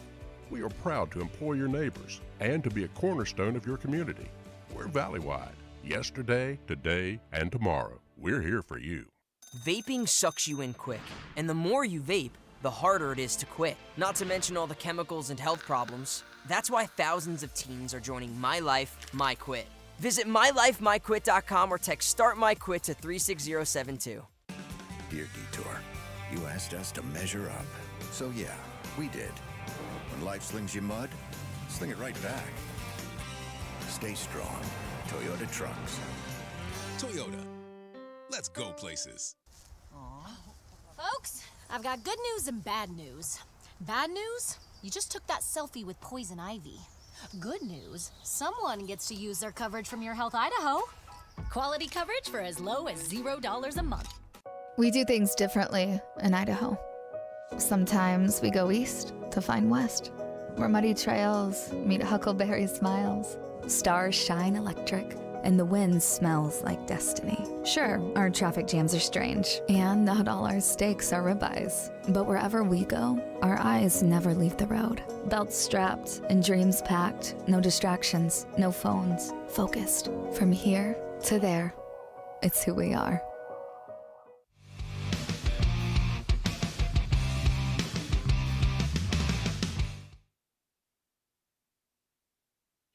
All right, welcome back. It is halftime. You see the clock just under 10 minutes until the teams come back out onto the field here at ISU Holt Arena. Newly remodeled Holt Arena. Press box got a facelift. It's not a lot different, but it definitely got a facelift. Fresh coat of paint, looks nice. A new desk carpet. here. I think new carpet. It is new carpet. Yeah. It's fantastic. So 14-7, WestSide up on Declo. Joel, tell us how we got there. Yeah, so first quarter, WestSide is the first score on the board of this championship, 2A championship game. We didn't get that score until 3:32 in the first quarter, Paul. 5-yard touchdown run from Lincoln Henderson. Kick was good. And the kick, we got to talk about these kicks. Just rockets into the between the posts. Yeah. Just insane kicks. But kick is good no matter what. Second quarter, we didn't get another score until the second quarter. Again, WestSide scores with 11:31 to play in the second quarter. 44-yard touchdown run from Trace Stone. Really nice run from Mr. Stone. Kick again, the line drive kick was good. But then Declo, this is the championship game. Declo Hornets coming back strong in the second quarter with 2:46 to play. 28-yard touchdown catch from Brackenbury off a double reverse, and the kick was good. So we found ourselves at 14-7 at the half, Paul. Let's take a look at the the keys to the game, and let's see how we're doing here at halftime. First up for Declo, the first key to the game was defense, execution, watch the penalties, staying home. What's your analysis there on how they did defensively, Joel? Well, for Declo, I mean, look, Pirates only scored 14 points, right? Throughout the season, they're averaging a lot more. I would say they did a decent job with that. Their forefront defense was with gap responsibilities was sound, and they haven't given up huge big chunk plays. They've kept Moser mostly contained, but the problem is Pirates keep just knocking off maybe 7, 5-yard runs, maybe a pass here and there, and just kind of and so Declo is kind of containing big plays, but not able to contain the 5-6 yard rushes. Okay, let's look at number 2, passing, hitting targets, no interceptions. 0 for 2 here in the first half for Declo. Yeah, passing game struggling. Gerard got to get those balls more in a row. He started feeling it. You could tell he started getting more comfortable late in the second quarter. The throws were a little bit better, but still they got to really get that passing game going to get another score on, get down the field quicker and score quicker. Of course, Crusade with that first interception for WestSide, big return. So let's go to number 3, special teams, the kickoff return, stopping WestSide deep on punts and the kickoffs. Yeah, special teams, I would say fine. Good job on special teams, no problem. I have no problem with Declo's special teams. Just those first 2 defensive execution and the passing game need a little bit more from Declo if they want to get back in this game. They're only down 14-7, but it's a long 14-7. This is an 8-man 14-7, yes. Right? This is a long 14-7. So definitely more defensive execution. Don't allow those 5-6 yard runs, and the passing game quarterback Gerard needs to get a bit more direct on his throws. All right, so on those, defense, passing, and special teams, we'll say in the first half, we'll give them an A- on defense. Passing, we're going to be grading on a curve, give them a C-. Yeah. Because that, the second quarter, better. A little better, yeah. Special teams, I think we're going to give a solid B+. Yeah, that's fair. All right, well, let's go to WestSide. Their keys to victory. 1, control momentum. Yeah, I would say they've done a good job of that. They mostly had the momentum on their side. Even when the Hornets scored, it seemed like, okay, that was – Pirates are going to be fine. So I feel like they've controlled momentum fine. Scoring in the red zone, they've done that. They have 2 touchdowns. I mean, one of those was not quite in the red zone. But when they've been in the red zone, they've scored. And then third down stops, they've gotten a lot of those. Unfortunately, Hornets have a few more fourth down conversions than third down conversions, which has been the difference. Yes. So as far as the keys to the game go, controlling, WestSide, A, B-. Yeah. So on the scoreboard, it's 14-7. In our grade book, WestSide is also ahead in the grade point average as well. And that's really what counts. That's really what counts, I think. So this has been the Idaho launch halftime show. 5:06 left until these teams come back out onto the field. And it's going to be a good second half. Joel, I love having you. I'm just here to support, Paul. And the more you work with me, you'll learn that it's just what you got to do. Yeah, it's just got. If that's all I got to do is find paperwork for you, then I'm set for life. Pick up my slack. Yeah, it's a good time here at Idaho Sports. Well, let's talk about Idaho launch. Did you know, Joel, that Idaho high school seniors graduating next spring are eligible for up to $8,000 in grant money for career training and education through Idaho launch? Funds can be used to cover the cost of apprenticeships, job training, community college, and university programs that lead to in-demand careers. Idaho Launch is a new grant program that provides students a one-time opportunity to have 80% of the tuition and fees at an eligible institution covered, up to a maximum amount of $8,000. With approximately $70 million available for Idaho Launch funding, it is possible for this program to offer between 9,000 and 10,000 awards per year. Applications opened up on October 3rd. They're still open. Head to nextsteps.idaho.gov/launch to learn more and apply today. Now, to qualify, a student must be a graduate of the year 2024 from an Idaho high school, homeschool, or a GED, be an Idaho resident, be enrolled in or have applied to an eligible Idaho institution, begin enrollment by fall semester after graduation, And again, you can get a complete career pathway plan at nextsteps.idaho.gov. Funds are limited, so be sure to apply before the November 30th priority deadline. Again, nextsteps.idaho.gov/launch. Does that work for community colleges, Paul? Yes, it does. That's awesome. I love that. Go Idaho Launch, man. Yeah, right? It's, you know, and there's so many, the times have changed. You know, when I was a youngster, you know, it was all about, you know, you got to go to that university. You know, I toured University of Utah at one point. Sometimes that's just not for everybody. In fact, I didn't go to college. I had no desire at all. My job didn't exist when I was high school. The internet didn't exist when I was in high school. And so you never know what's going to happen. If you want to go to college, get that degree, do it. You know, our own Logan Green here, a master's. And he's here with us, so I'm not sure if that's a downgrade or not. But he is the master here at IdahoSports.com. And if you don't want to be a doctor, great. You know what? We need plumbers, electricians, carpenters, all of that. My son is a apprentice arborist. He cuts trees. He climbs trees with a chainsaw and cuts them.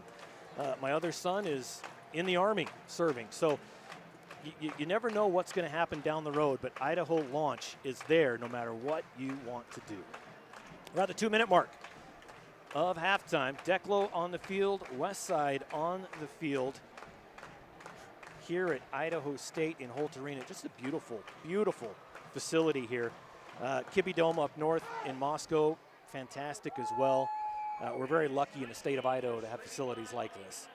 Yeah, no doubt. And, you know, Declo came out, they crushed through the sign with a lot of tenacity, speed, and I love what they had on the sign. It was, you know, show that sting to win that ring, or something, something along those lines, like the rhyme of sting and ring. Hopefully, you know, if you're a Declo fan, they show a little more sting in the second half. Declo had opportunities, but I just think that throw game, that passing game is going to come alive in the second half. They've been close, but just the ball keeps sailing a little bit too much for Declo and for Gerard. I think it's going to happen in the second half, but man, Pirates secondary has been just lights out. Oh, they Stuck have. on them like dentine gum. Like dentine Did I do it right? You did. All Perfect. right. You nailed it. All right. You nailed it. You know, you're right. Those long passes, unfortunately, have not been there tonight. And nobody's an all-star every night, right? And so you take what the football gods give you, and if that's going to be that quick, you know, 6, 7, 8 yard slant, take it. And then you can bust out that long play when you need it. But like you said, I think in the first quarter, you just feel that long ball is going to be there. Yeah. And it's going to be there for a big play, a touchdown somewhere down the line, because he's a darn good quarterback with darn good receivers, and they have to hook up at some point. Yeah, I think, and the more he throws is kind of short. We talk about those crossing routes, quick slants. WestSide's been there on the right. Their defense has been right there on the line of scrimmage. But if you can get 5 yard out, 5 yard in, crossing routes, those are going to keep getting Gerard more comfortable, and he's going to let one fly, and it's going to be for a big game. One thing we forgot to do is mention our officials, the men in stripes down there. Love those guys. District 6 crew here tonight. The referee, Blair Pippo. The umpire, J.C. Meekum. The linesman, Marshall Marler. The line judge, Brent Martin. Back judge, Brian Miller. The side judge, Travis Goodwin. And the field judge, Tad Pearson. Thanks, guys, for doing what you do. Had a good time down in the first game. Greg Hardy was one of the officials in that first 8-man game. He's a basketball official. The Greg Hardy, is he not? He is the Greg Hardy. He's probably one of my favorite. You're my favorite, Greg. Officials around. I mean, he's just a funny guy, loves what he does, and he is very, very good at it. So all these guys are great. We haven't. If you don't notice the officials, they did a good job, right? Definitely. Now, last game they did a good job. So far this game they've done a good job. Clean football. Not ticky-tack calls, good stuff as the ball bounced out of bounds on the kickoff. Start of the third quarter is underway as WestSide kicks to Declo, right to left. They kick it right out of bounds. So they will be starting, should be at what, the 30? Declo moving left to right. Center of the field. Oh, they're going to re-kick. So they asked for a re-kick, which give yourself a chance to run it back, right?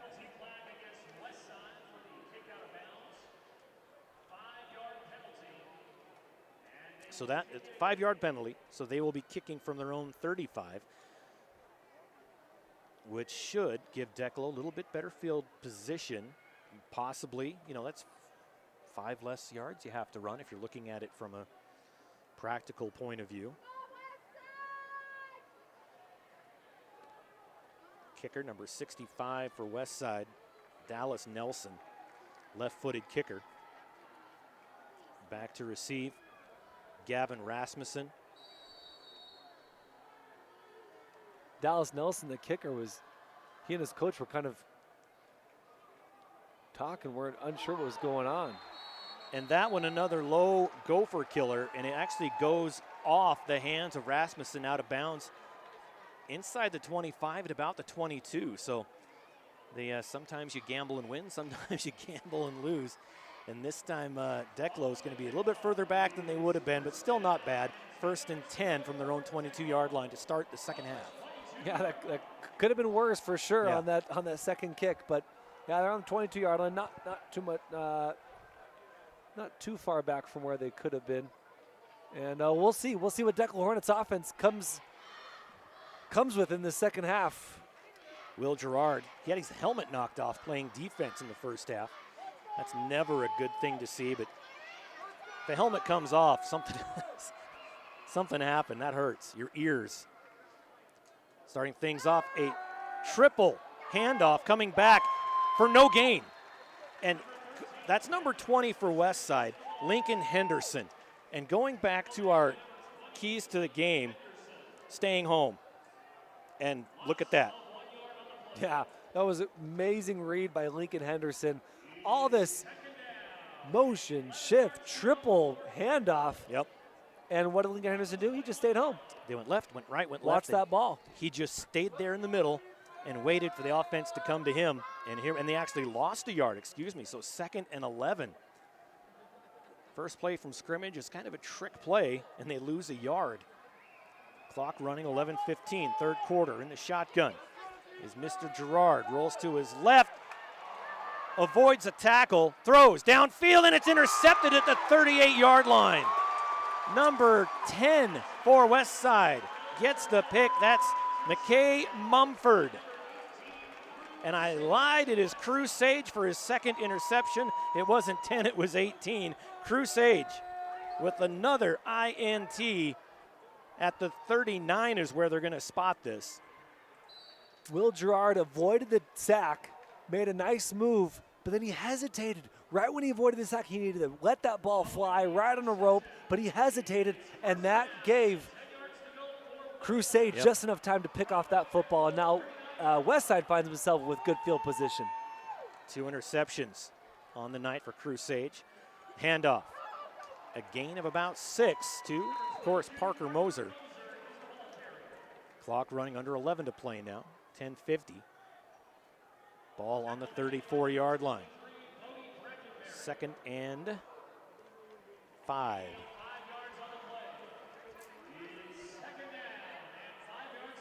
Here's the PA guy. That's Matt Harris, the AD at Ryrie. Formerly worked here at Idaho Sports. Good friend of ours. Run up the middle. And again, that's Crusage. Looks like he got a gain of about 1.5 yards, a yard. So again, he was stopped for a gain. As this clock rolls and this second half so far has just been kind of weird. Nothing really going. Well, 2 minutes have passed in this second half, and kind of slow after that intercept. I mean, even the run from Declo on their drive just slow, and so far this drive just kind of slow. 3rd and 4. Ball on the 33, going right to left. Handoff, and that one stopped for a gain of about 2 yards, but this Declo defense not giving up those 5-6 yard runs, limiting to 2 and 3, that is a win for Declo. Yeah, definitely doing what they want to do. Want to be gap responsibilities, assignment sound on their 4 front defense. And they're not just going to guess when they blitz, they're going to guess specifically. And it's working so far on this drive. We'll see what WestSide can do to adjust. A big 4th down here for WestSide, an even bigger 4th down for Declo. After that interception, getting the ball back at their own 31 would be huge. Here we go, 4th and 2, under center. In motion goes Stone. Ball's on the ground. He gets leveled for a loss of about 4 yards, and Declo takes over on downs. Right at the mesh point, the handoff wasn't clean and ends up fumbling the football. Loses 4, like Paul said, turnover on downs, and Declo gets a great stop, and they get the ball back. 1st and 10 for Declo at their own 35, so they can kind of act like that interception never happened. Kind of. They can just pretend they took a lot of time off the clock on that first play of the second half. 3 receivers, 2 on the left, 1 on the right. Declo moving left to right, ball at their own 35. 1st and 10 for the Hornets. In the shotgun is Will Gerard, standing at his own 30. Takes the snap, keeps it himself. Comes to the near side, gets to the 40. Nice spin move, and brought down at the 48-yard line. 44-yard line, excuse me. But a great run by Gerard, picks up 8. Blatant Roche on the tackle, finally stopped Gerard.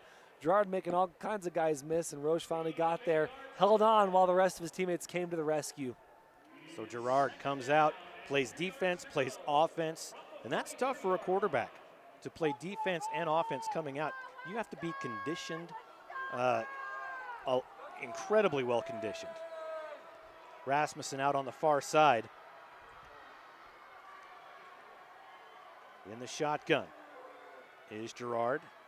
Back with him is Brackenberry. Brackenberry fakes the handoff. They're going deep. Downfield is Rasmussen, and he's overthrown by about 2 yards. He had beat his defender, number 18, Cruz Sage. He dove for it. Great effort, but in the end, another overthrown football. And that will bring up 3rd and 2 for the Hornets. I thought that was going to be the one, Paul. I thought that was going to be the one where they connect. Crusage had his man beat, like you said, by a yard or so, but just overthrown. Even Crusage even dove for it, but incomplete. 3rd and short. So 3rd and 2. Declo moving left to right. As we see it and you hear it, ball on the right hash. In the shotgun again, in motion. Goes Brackenberry, and boy, flags come flying from every direction. And what was 3rd and 2 will be 3rd and 7. You know, whoever moves when they're on offense, you already feel kind of dumb that you moved. You feel kind of silly that you moved. Excuse me, but add insult to injury when all the refs from all kinds of places are throwing laundry on the field. Like, can we just have one ref throw the flag? I get it, guys. Yeah, I get it. I get it. I moved. Okay. You don't all need to tell me that I moved. I've always thought that was kind of like, it's got to feel bad for the offensive lineman or the tight end or the running back. But either way, 5 yards. Little things. Definitely. One receiver way on the outside. That's Thaxton. 3rd and 7. Gets to the line. Everybody was moving, and there's finally. So this time there was a lot of movement, and it was a late flag coming in. Which is too bad because Gavin Rasmussen had some space there, Paul, on the outside edge. But is this going to be called on the defense this time? No. So another penalty against Declo. That's 2 in a row.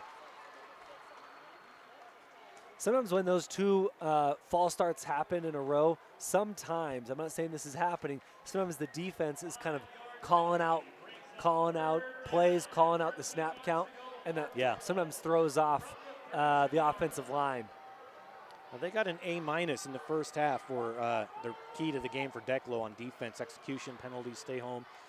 This time it's the offense that's going to bring that GPA down, that group project. There's always one person, isn't there? Definitely.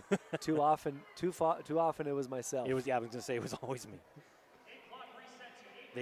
Go ahead. No, I got to give myself some credit. I did figure out in college, though. Did you? I did start pulling my weight in college. Good. Were you married? I was not. When I was pulling in these moments that I'm thinking about. Here we go. 3rd and 13. Ball in the 32. Going left to right. Back to pass. In trouble. Breaks free. Comes to the near side. Throws downfield. Has a man. And overthrows Hayden Thaxton again. And Thaxton has been overthrown 4 or 5 times here in this ball game. Bodie Lom picks up the blitz really nicely. WestSide still brings more pressure and forces Gerard outside. But again, Gerard overthrows his receiver, Thaxton. And there are 4 WestSide defenders walking back to the line from downfield where that throw was. And number 79 from WestSide comes off the field. Just really great series there from Aaron McDaniel. Got to shout out the big fella. Trey Stone and Crew Sage back to receive the punt. And it's picked up, run back to about the 43-yard line by Trey Stone. So good field position to start this next offensive possession by WestSide. They still lead by a touchdown, 14-7, 7:44 to go in the 3rd. Let's recognize Lee's Furniture, Floors, and More. Has one of the largest selections of furniture and floor coverings in the Magic Valley, always in stock and ready for same-day delivery. Whether you're decorating your new home, updating your current home, or shopping for that special someone, Lee's is the place to shop for all your flooring and furniture needs. Visit their store at 459 Overland and Burley for the Black Friday specials going on right now and through next week. Lee's Furniture, Floors, and More is a proud supporter of all the local athletes. All right. And on 1st and 10, it's a run to the near side by Parker Moser. Gain of about 3, gets to the 44-yard line. Clock continues to run, 7:30 left in the 3rd. And Gerard on that tackle.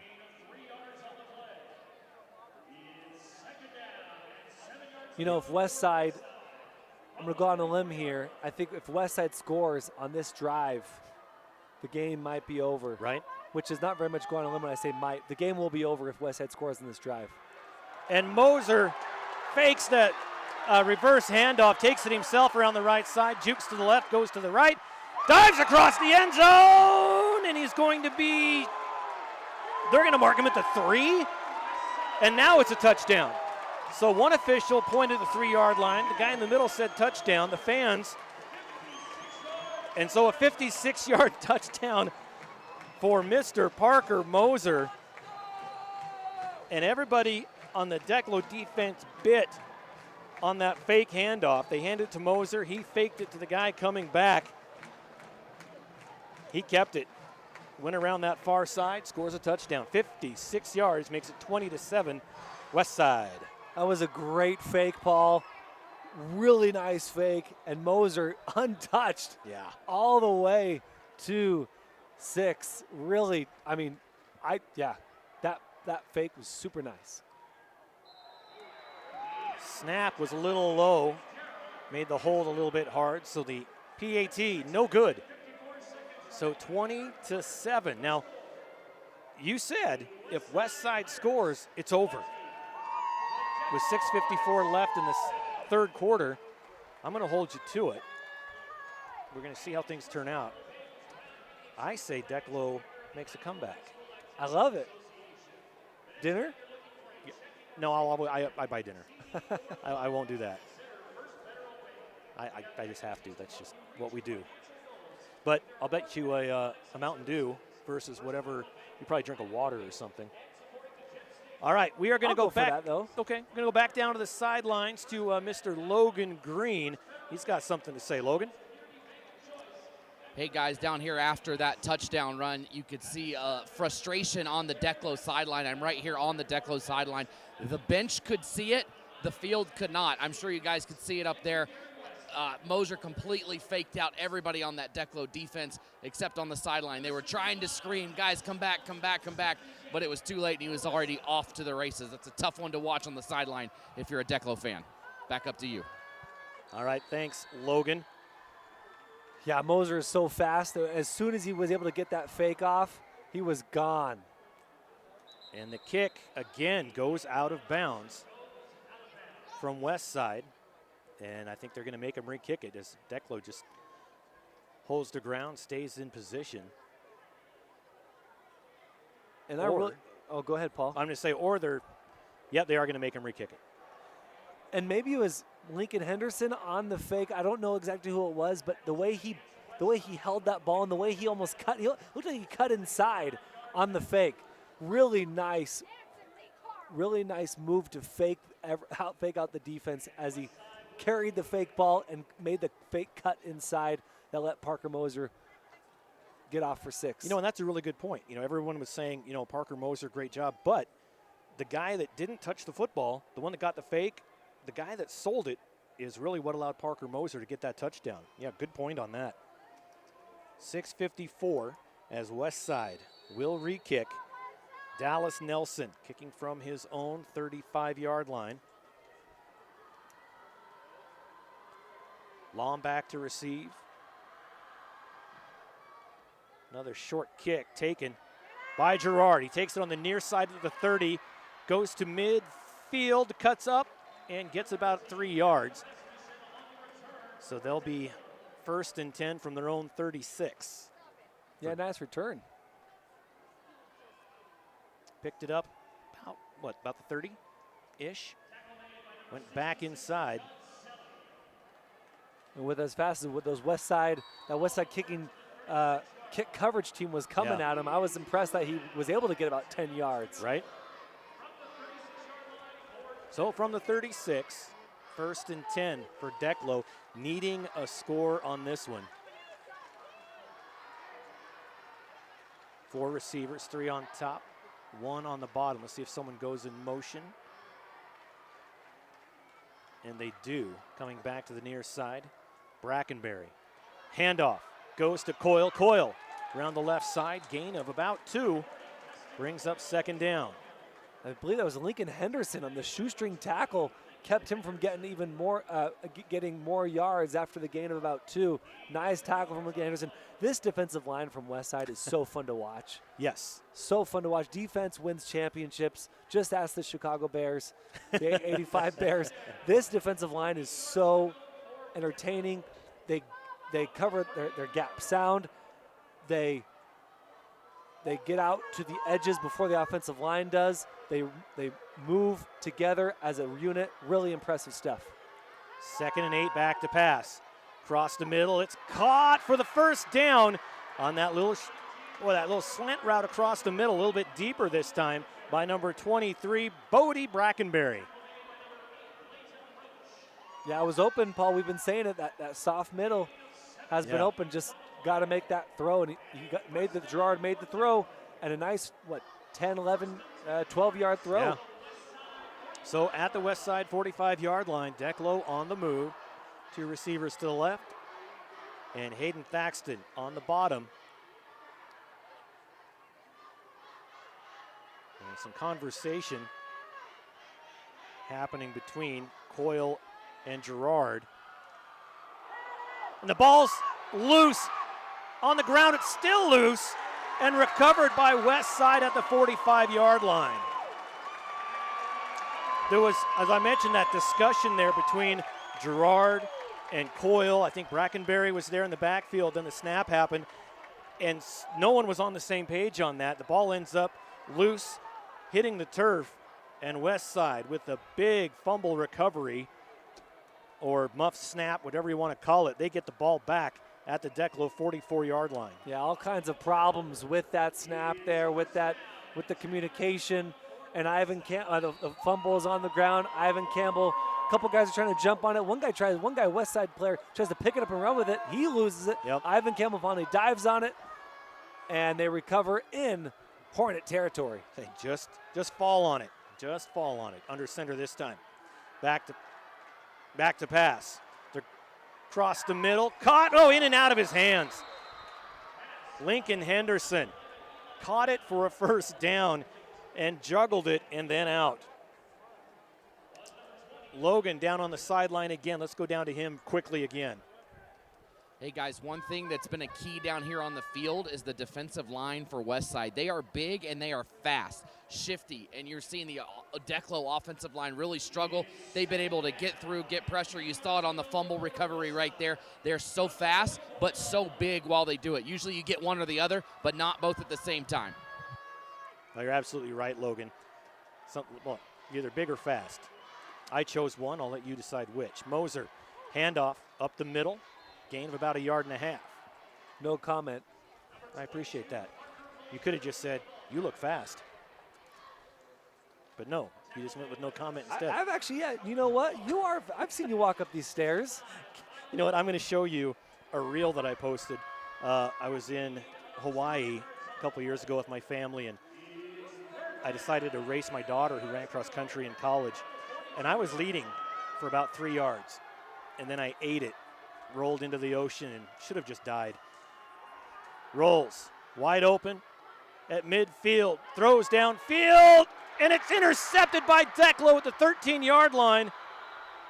Gavin Rasmussen picks off the football with 4:30 left in the third quarter, and Declo on offense again.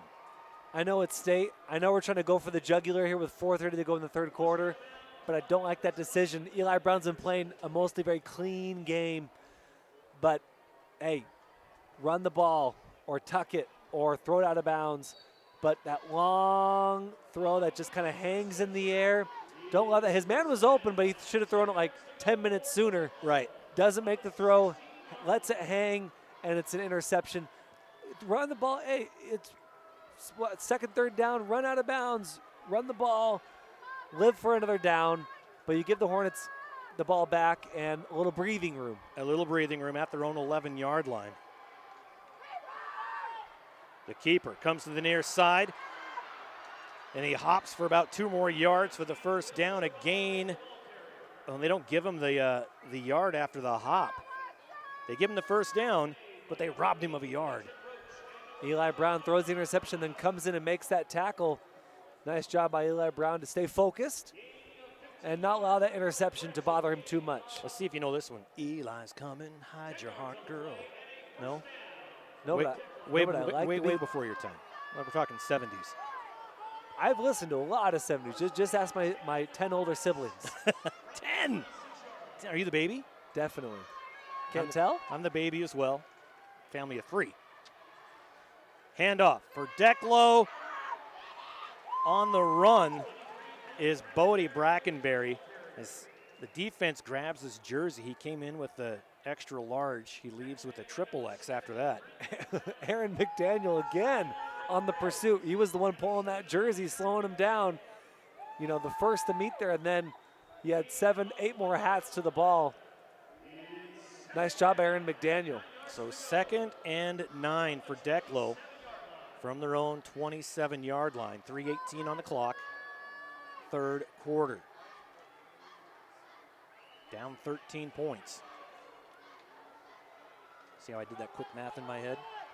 That was nice. I don't think I could have done that. Oh, yes, you could. Fake the handoff across the middle, almost intercepted by number 18, Cruz Sage, and why not? It would have been his third. Cruz Sage is a ball hawk out there. Sees ball, goes the ball. And again, receiver was open, but this time it was Declo, quarterback Gerard, taking a little bit too long to get that throw out of his hands and giving Cruz Sage just enough time to almost pick off that throw. Cruz Sage having himself a heck of a ball game here defensively. As the clock is stopped at 2:59, Declo 3rd and 9. 3 receivers, 2 on the left, 1 on the right. Gerard in the shotgun. He's going to keep it again. And forward progress, he's going to pick up a yard, and a flag thrown at the end of the play as Gerard loses his helmet again, this time on offense. Last time he lost it on defense. But Gerard is going to have to come off for a play. Let's see what the penalty is. I mean, if it's a face mask, that is a huge penalty for Declo. Personal foul, face mask it is. So that's a 15-yard variety. So move the chains. And Declo moves up the field. They were in trouble with a long third down.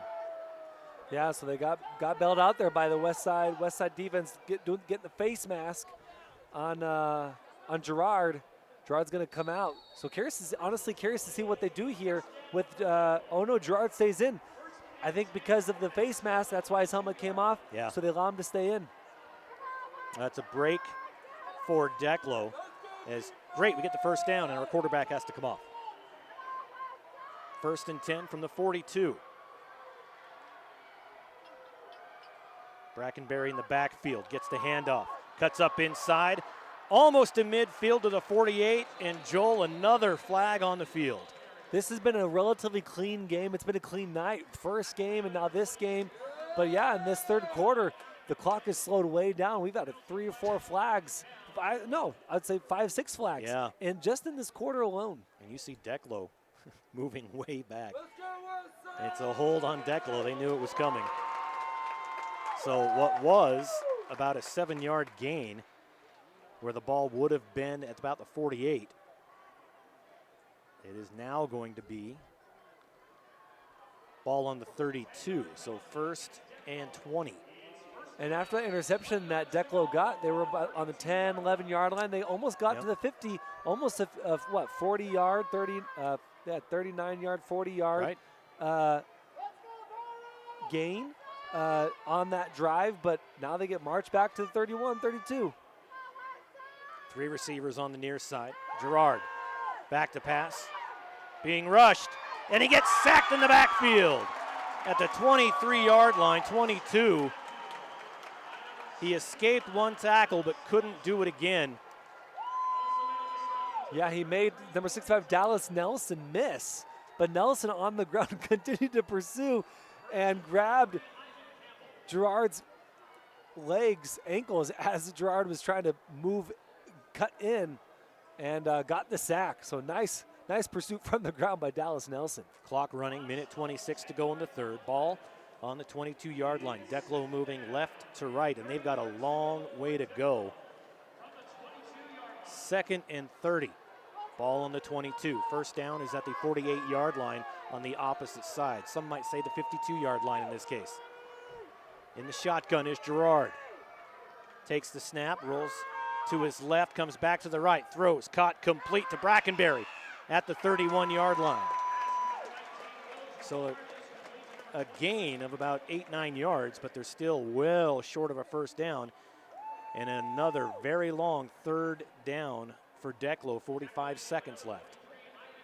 Yeah, I like that play. It was kind of this delayed, we're going to look left, and then immediately turns and throws right. Again, a nice throw on a rope. Yes. We want to see more of those from Declo if they want to get back in this game as they find themselves down 2 scores. 3rd and 21, ball on the 31, 25 seconds left in the third. Clock is running. On the right hash, 2 receivers to the left, 2 to the right. Gerard standing on his own 26, back to pass. Being rushed again, and he's sacked at the 26. So what they gained on the last play, they lost half. And there the clock expires in the third quarter. A quick third quarter.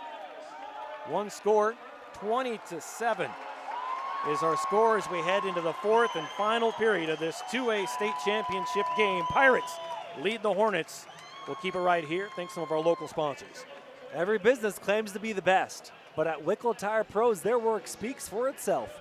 With winter coming up, make sure your tires are ready for the snowy weather before it hits. Don't get caught without snow tires or a good set of all-season tires for the months to come. At Wicklow Tire Pros, they can ensure you have the right tire for your driving needs. They also offer all essential vehicle maintenance services like oil changes, brakes, alignments, batteries, and inspections. Get the full potential out of your vehicle and let the certified technicians at Wicklow Tire Pros handle your auto repairs and maintenance needs. Conveniently located on Overland and Burley. It has never been easier for Hornet fans to get their cars serviced the right way. How about Franklin Building Supply, Paul? They're a proud supporter of local student athletes and all the building professionals of Eastern Idaho. Their friendly and knowledgeable team is ready to help make your project a success from start to finish. Franklin Building Supply in Pocatello, Worth, the trip. A friend of mine went to school with, Jay Tegetoff. I used to be the general manager there in the Magic Valley at Franklin Building Supply. I'm assuming he's still there, Jay Tegetoff. If you're listening, hi, how's it going? That's it. He was a little bit older than me, so good guy, though. 12 minutes. That's what we've got left in this one. Declo has to come up with something. And unfortunately, they're starting the fourth quarter at their own 26, and they've got 26 yards to go to a first down. And they're going to be punting away. The return men standing at their own 45. There's the punt. Lands at the opposite 48. And Sage just lets it roll. And it only rolls to the 34. So WestSide got to be happy with this field position as they start off 1st and 10 from their own 34-yard line. Smart decision by Crew Sage to let that ball bounce out of bounds. Don't do anything. Don't do anything iffy, anything scary. That punt coverage player was coming hot. The gunner was coming hot, and Crew Sage let the ball bounce out of bounds. Good decision by Crew Sage. Well, thanks for joining us here on IdahoSports.com tonight. Hope you're having as much fun as we are. I'll tell you how much fun. We're happy as a couple of puppies in a room full of rubber balls to be here tonight in Holt Arena for a state championship. 1st and 10 for WestSide. Left side of the field coming right. Nice spin move for Moser and a pickup of 3 yards. Bring up 2nd down. Yeah, Parker Moser should have only gotten like 1 yard, but that nice spin move that you mentioned, Paul, got him a couple more. Nice move by Parker Moser. Yeah, that's not really a nickname you want to pick up, Poser. It makes sense. That was apologize, Parker Moser. How about P. Mose? P. Mose, ooh, I like that. Yeah. P. Mose. P. Mose. All right, here we go. Like, a nice dance move, like when it does nice move in the field, Moser. I like it. There's a handoff, breaks free, cross midfield. Here comes Henderson, and finally tackled out of bounds. Did he step out of bounds, though? And they're going to say he was stopped at the 34-yard line. What a run by... Who was that? Henderson? Henderson. Yeah, Henderson. That was a great play by Henderson. Henderson, nice and patient, let the blocks happen, found the open holes, bounced to our far side to the outside, and was off to the races. 1st and 10 for WestSide, 11:05 to go. Final quarter of play. Handoff. Goes through the right gap, gain of, about 6 yards. Parker Moser again. I've had this banner fall down probably almost every year. Not this year, though. There's a lot of condensation that builds up, seriously, in there, and the tape just stops sticking. So I'm in a habit of checking it now. We had some folks look back at us like, what's going on back there? Don't worry about us. So we were wondering if maybe the sign had fallen down. IdahoSports.com sign. Another handoff to Moser. And Moser gets tripped up in the turf, tries to make that spin move. But he'll get down to the 26-yard line, short of the first down. Clock continues to run, 10:20 left here in the fourth. Yeah, number 27, Noah Elton, with the nice shoestring tackle that kept Moser from getting it almost nothing. But third and short still for WestSide here. Declo needs a stop. Need to get this ball back as they're down 2 scores. 3rd and 3, ball on the 26. One receiver to the right. That's Garrett Robinson. They just run that. Henderson gets about a yard, gets it to the 24-yard line. Gets a couple of about 2 yards. There's the spot. It'll be 4th and 1. And with 4th and 1, 9:34 and counting to play. I think if you're WestSide, you're totally fine taking some time off the clock. Oh, yeah, we didn't get the first down. Oh, too bad. We'll go for the 4th and 1. We'll try to get it here. Like, WestSide, time is in their hands. They get to manage the clock. Brown hands it off to Crew Sage. Crew Sage needed 1. He got 2. So first down for the Pirates. Yeah, that was just a classic FB dive right up the middle and literally dove, getting that first down. And again, time is on their side. WestSide just needs to milk the clock, and the clock continues now to run after the first down. Didn't need to take too much time to move those chains as it was 4th and 1. And now we're under 9 minutes, so not great for Declo, but WestSide feeling really good. 2 receivers on the outside. Moser in the gap. It's a handoff. Breaks a couple tackles down the sideline. Here comes Henderson. And they're going to say he's short of the end zone at the 1-yard line. And the fans here saying, just give it to him. Acrobatic move at the end, but they'll say he was out at the 1. So 1st and goal from the 1-yard line. Henderson or Moser? That was Henderson. That was Henderson. Another great run from Henderson. Yep. Henderson coming in, mainly a receiver on the year. There's another Moser spin move, and he will be denied. In fact, he'll lose a couple yards. It'll be 2nd and goal from about the 3.5. One more shout out to Henderson on that run. He was able to break a couple tackles, but it just kind of, again, patient on the outside, broke a few tackles, and then took off those afterburners. Really nice from Lincoln Henderson, and we thought was a touchdown, ended up being to the 1-yard line, or excuse me, the 3-yard line. Right. 2nd and goal from the 3. Handoff. And they get a yard back as the runner Crusage got it to the 2-yard line. Declo showing some hardy goal line defense. They are. Man, if they could get a stop here, that would be huge as the clock continues to run. It's not looking great. There's still an opportunity, still time for Declo. But really, this goal line stand is huge for the Hornets. And how cool would it be if that missed PAT comes into play? Absolutely. 20-7. We talked special teams, right? Yep.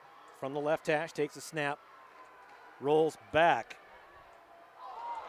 Eli Brown throws. No good, intended for Henderson. To the back of the end zone.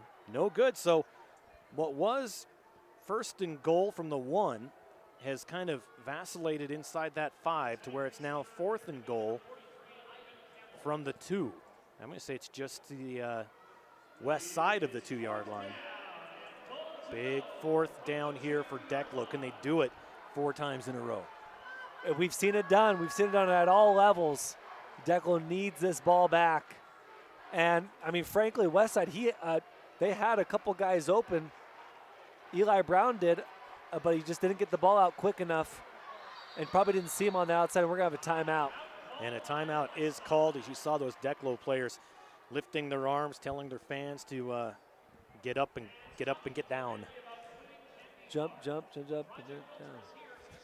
I like it. Yeah. I knew that one. 7:20 left in this one, 20-7. Don't count out the Hornets yet, but WestSide in a very comfortable position right now as they're looking for a state championship, which since 2018 in 2018 they lost to Declo in the quarterfinals, 61-28. Then they won the next 3 championships, then lost to Bear Lake, a very good Bear Lake team last year, 28-27 in overtime in the championship. So these WestSide players, they're used to winning. Maybe not. Some of these players were probably on that team, but they've got a lot of newbies as well. Yeah, you knew they would be back, right? I mean, when you lose in the semifinals in overtime by 1, you knew they were going to be back in not just in state, but in semis, even the championship game. And here they are, up 20-7. Well, they brought back so much talent. Brown, he was second team all quarterback. Parker Moser, again, like I said, player of the year in the 5th district. All-state running back. McDaniel, all-state defensive line. Balliff, all-district first-team defensive line. So they brought back some very decorated players. Here we go, big 4th down. A pitch goes to the outside, and Moser gets in, but he paid the price as he got hit right at the goal line. But nonetheless, touchdown for WestSide makes it 26-7, 7:15 to go. Yeah, you mentioned Parker Moser paid the price. He kind of jumped into the end zone, but he wasn't even coming down yet. It was almost as he jumped, he got hit hard, fell into the end zone. Hopefully he's okay after that touchdown. After you score 6, you usually probably feel okay, right? Yeah, it takes the sting out just a little bit. Holding for WestSide is Gunderson. Excuse me, Crusage. Holds good, the kick is up, and the kick is good.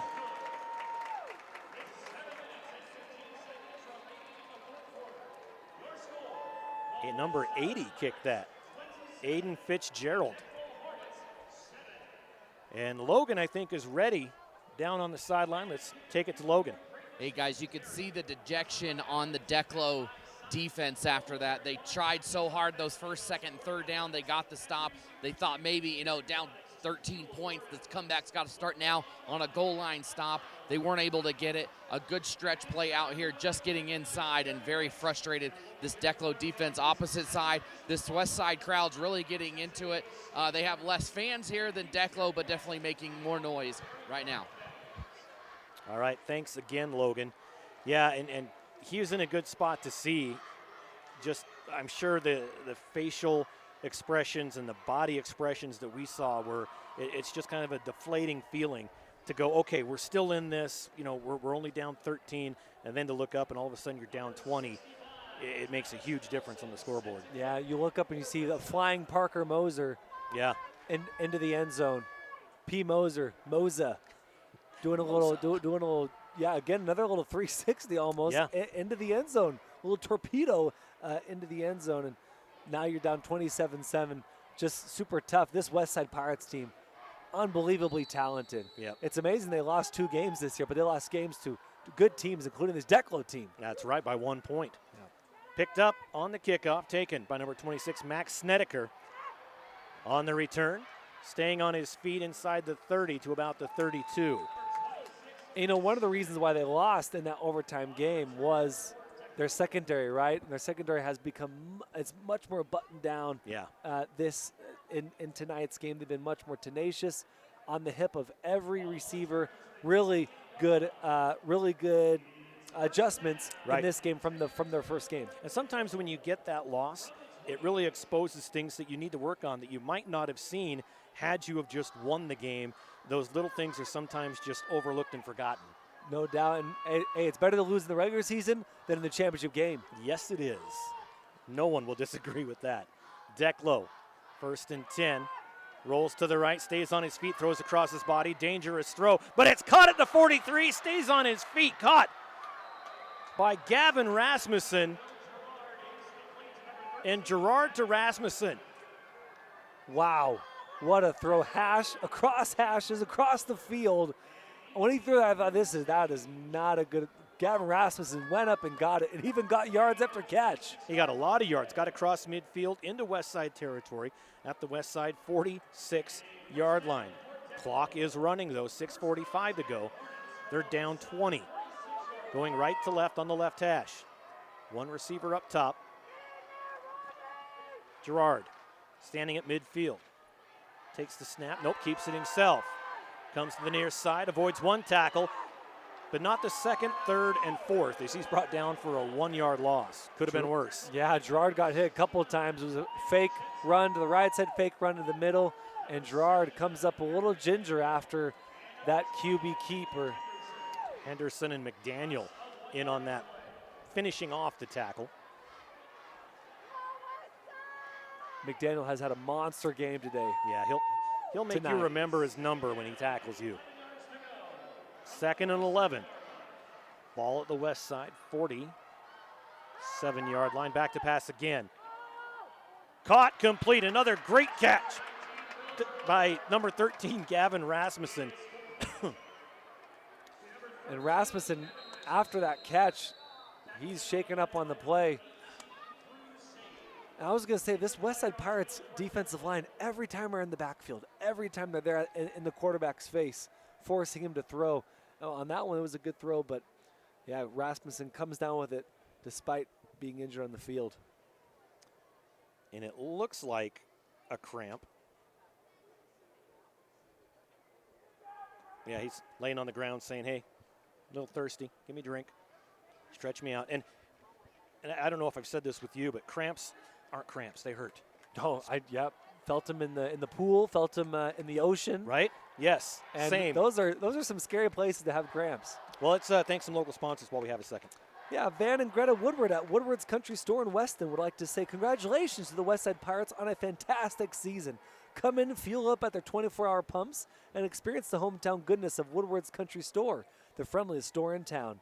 Grab a freshly made sandwich where they serve delicious cold cuts as well as hot sandwiches, where pulled pork and pot roast, among other items, rotate their way on the menu.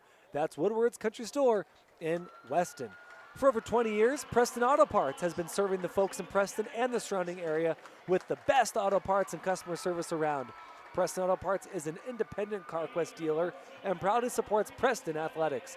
Preston Auto Parts wants to wish the Pirates good luck in the state championship game today. All right, Logan down in the end zone. He's got something to say. Play action is what is doing Declo so well on this drive. He's holding it in his gut low, and you can see the WestSide guys down here looking for the ball. Didn't know he had it in his gut still. Held onto that thing, faked out the defense. 2 long completed passes has Declo in business.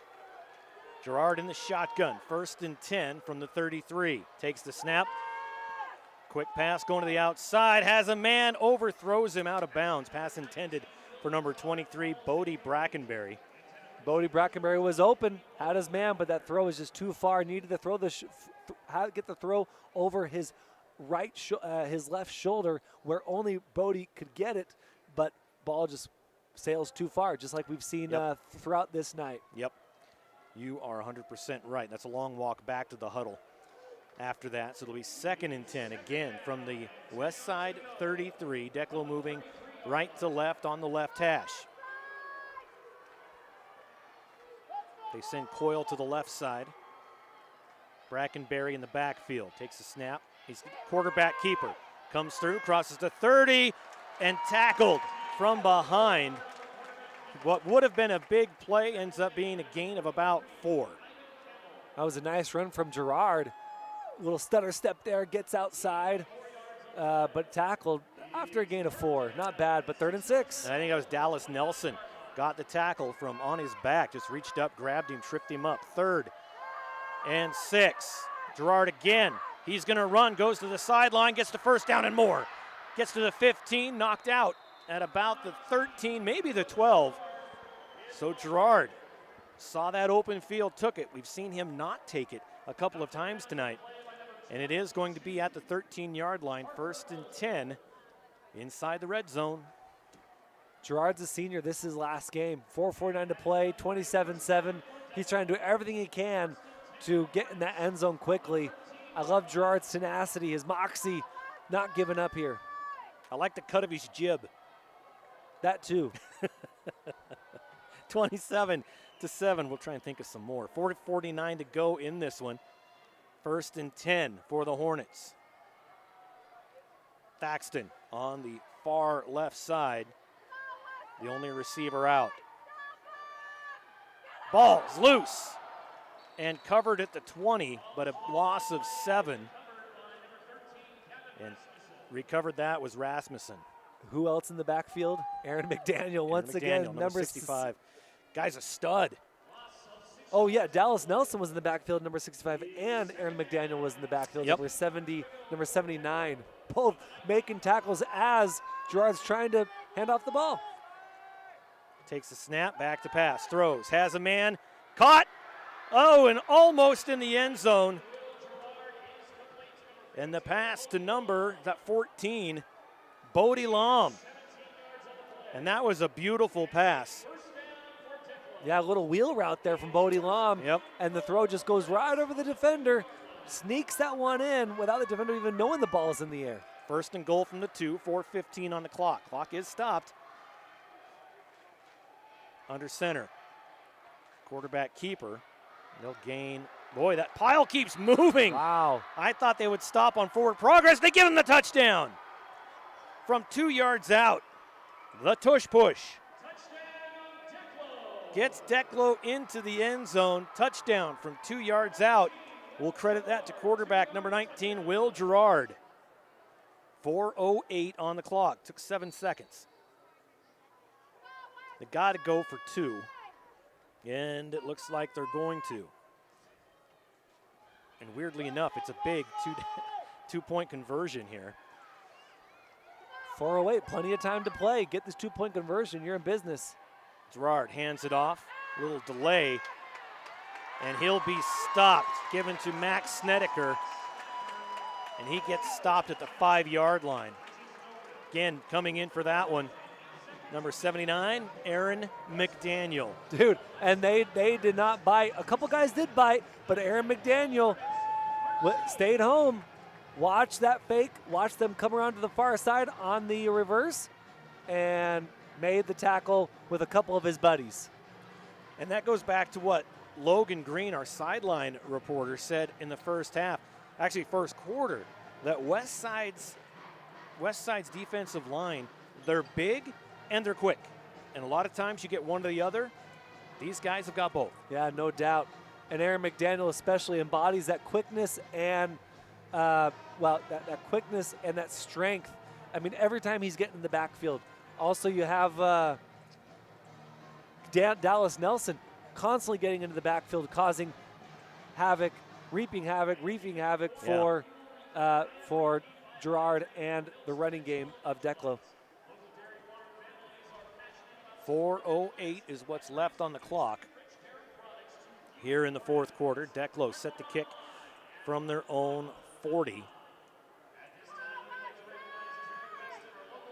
And it looks like Max Snedeker will be kicking for Declo. Got to be onside here, right, Paul? You've got to think that's what it is. We'll find out. As Declo kicking right to left.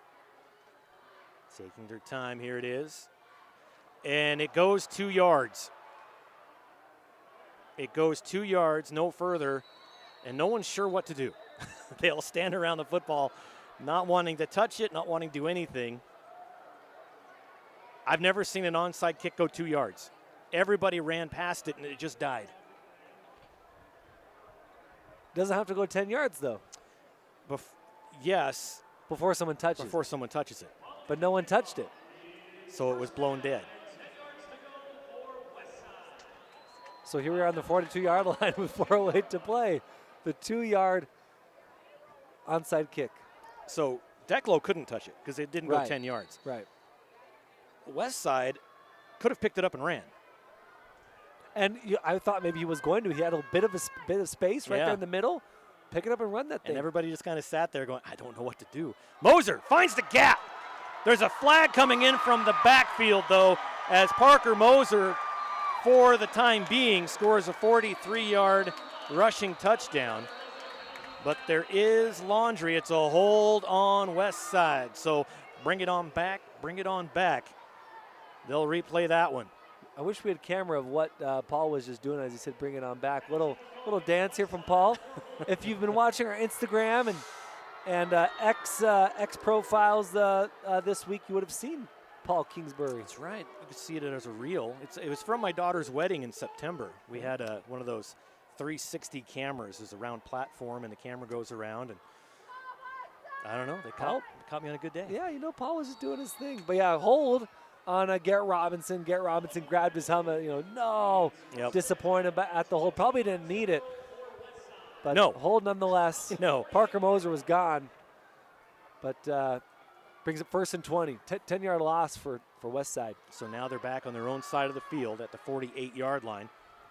Hands it off, goes to the far side. Number 24, Trey Stone. Stone gets it back into Declo territory. Looks like at the opposite 48, so a gain of 4. 3:43, clock's running. Hornets need a stop. This would be a great time to get a fumble recovery. Yeah. Pick 6. And that's the only way they're going to have any chance at this, because now, you mentioned it early on, time is on the side of the Pirates, but now clock's running, 3:20. They can take all sorts of time in between plays. The official is counting down. They do need to hurry on 2nd and 20. Excuse me, 16. Takes a snap. Pitch back to Moser. Goes right up the middle and buried, a gain of 2. Right at that ISU logo. So ball will be on the 46-yard line. Timeout taken on the field. We'll keep it right here and thank some of our local sponsors. Heartland AG Systems in Burley has you covered. Heartland Ag Systems. Heartland Ag Systems in Burley has you covered with the application equipment and product support you need to be more productive. With products ranging from water wagons to tanks, Heartland Ag has all you need for spraying and spreading. We are your local Case IH application equipment experts, carrying a complete line of new and used equipment backed by our expert service and parts support team. Find out more by visiting our website at www.heartlandag.com. That's Heartland Ag Systems, your local Case IH dealer. Heartland Ag. All right, thank you, Heartland Ag. 3:02 left in this one. It's 27-13. Declo tried the onside kick. It went 2 yards. Everybody stood around the football, not really knowing what to do. Declo couldn't touch it because it only went 2 yards. And WestSide just waited for the whistle to blow. Finally, officials said, okay, we're just going to stop this. No one's going to touch the ball. We're going to call the ball dead. Call the play dead. So after the timeout, WestSide has it 3rd and 14, ball on the 46. Standing at midfield, Eli Brown. Brown back to pass. He's got a target downfield, wide open. That's Henderson. Caught at the 20, ran into the end zone. We're going to call that a 46-yard touchdown pass. Brown to Henderson. Makes it 33-13. Pirates back up on top by 20. I mean, there are 2 guys wide open. Paul, you were about to say it. He's got a guy wide open. Lincoln Henderson. 2 guys wide open there. He just had to choose which one to throw to. Blown coverage, blown assignment from Declo, and Pirates turn it into a rout. Most of that defensive line was going for the quarterback, which didn't leave enough safeties in the backfield. And when the numbers are on your side, you throw it up. And when you've got a guy like Henderson out there, you don't have to be on the money every time. PAT is up, and the PAT is good. Makes it 34-13. Pirates in charge of this one. 2:53 to go in the 4th. WestSide on their way to a 2A state championship. Let's go back down to Logan Green on the sideline. Hey guys, Brown, phenomenal pass there to get the touchdown, but he walked off the field by himself. Really did not join in on the celebration. He got hit really hard on that. I'm sure you guys saw it up there, but he took a shot and he came down to the bench and he kind of was just walking by himself, trying to shake it off. Crazy to think the guy just threw a touchdown that might have sealed a state championship, and he got hit so hard that he had to walk it off by himself. But a great moment for him to throw that pass. And tough to stand in there, know he was going to take the big hit like he did. Big play for WestSide. All right, he did what we like to call the Taylor Swift play. Just shake it off. Yeah, I've got 3 daughters. I come by it naturally, and they're all huge Taylor Swift fans, which didn't Have really. you taken him to the Eras tour?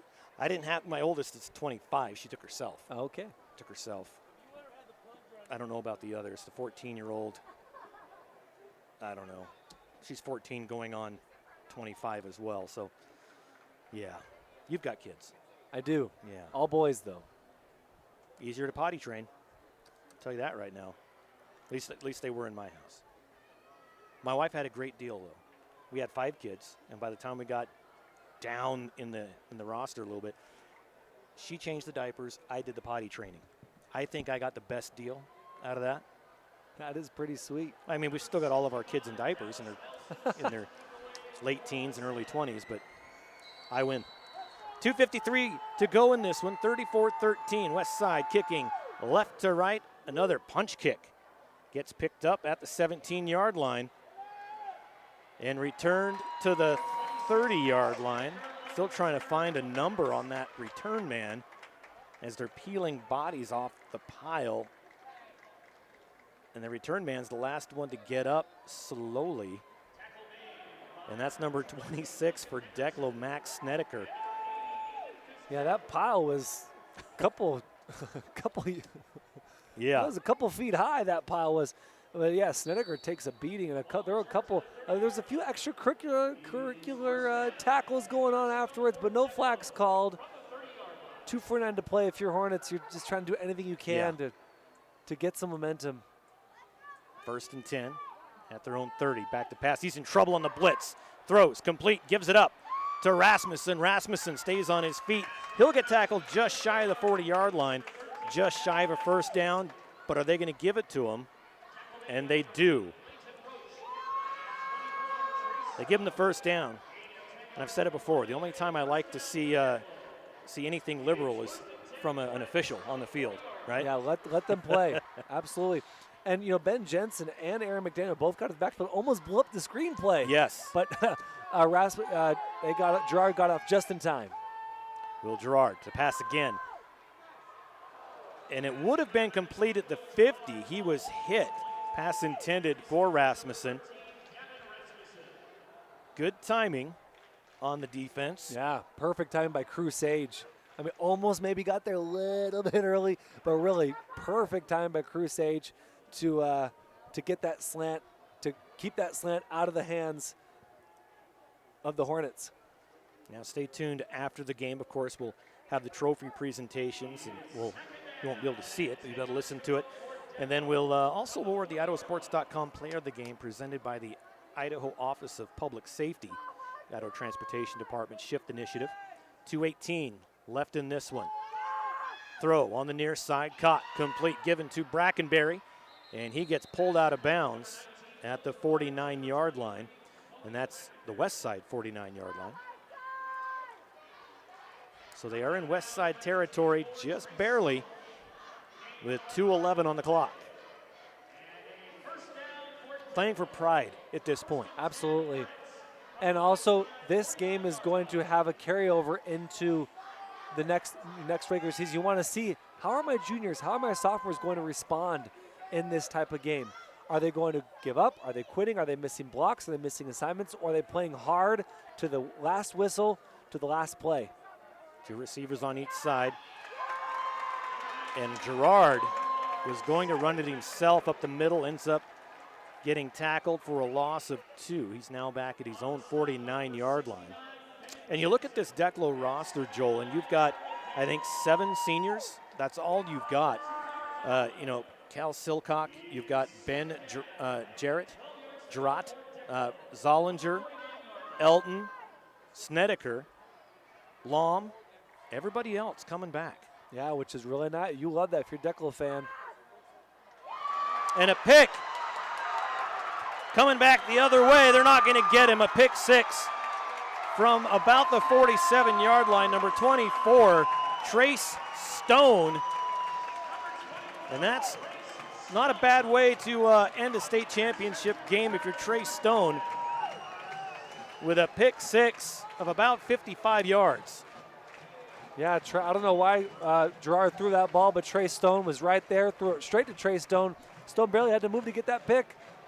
Pick 6, no problem. Tell you what, that's a defensive player's dream, is to get a pick 6 in a championship game.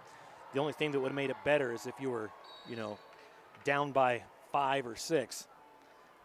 But he still tell his grandkids about it anyway. PAT is up, and the PAT is good. And with 1:26 left, it's 41-13, WestSide. Starting to celebrate. I know their fans are down here right in front of us on their feet.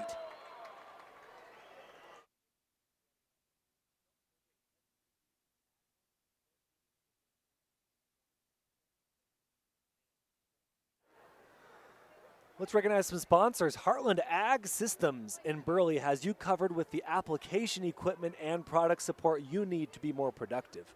With products ranging from water wagons to tanks, Heartland Ag has all you need for spraying and spreading. We are your local Case IH application equipment experts, carrying a complete line of new and used equipment. backed by our expert service and parts support team. Find out more by visiting our website at www.heartlandag.com. That's Heartland Ag Systems, your local Case IH dealer. Nice.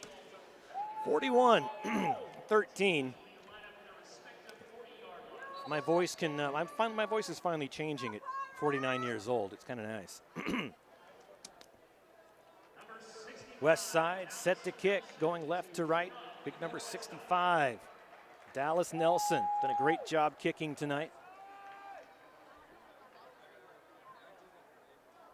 Yeah, Nelson helping with the kicking duties. Yep. And getting the backfield consistently tonight.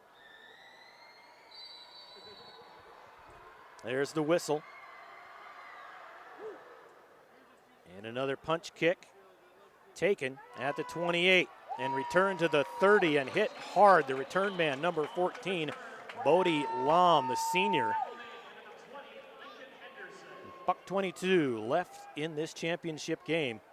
Declo on their own 31-yard line, 1st and 10. Again, stay tuned after the game for the IdahoSports.com player of the game. Presented by the Idaho Office of Highway Safety, Shift Initiative. Going to the far right side, that's Hayden Thaxton.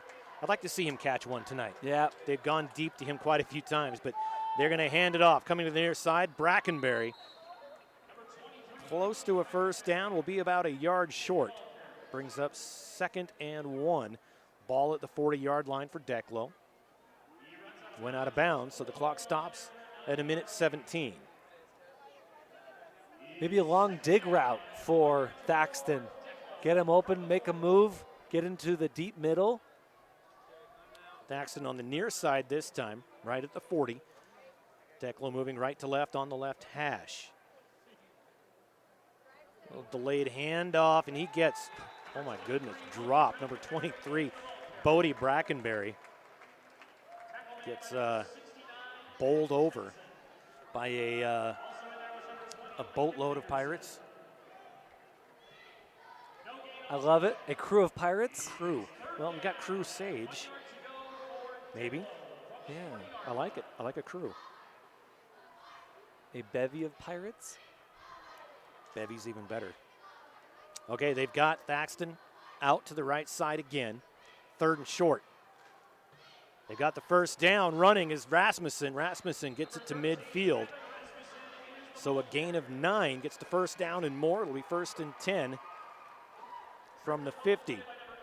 Now, we always talk about from their own 49, WestSide's 49. Who owns the 50-yard line?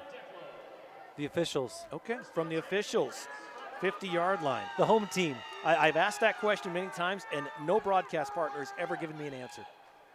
Well, before you. You know what? I'm here to give the answers wrong or right. I'll give you an answer.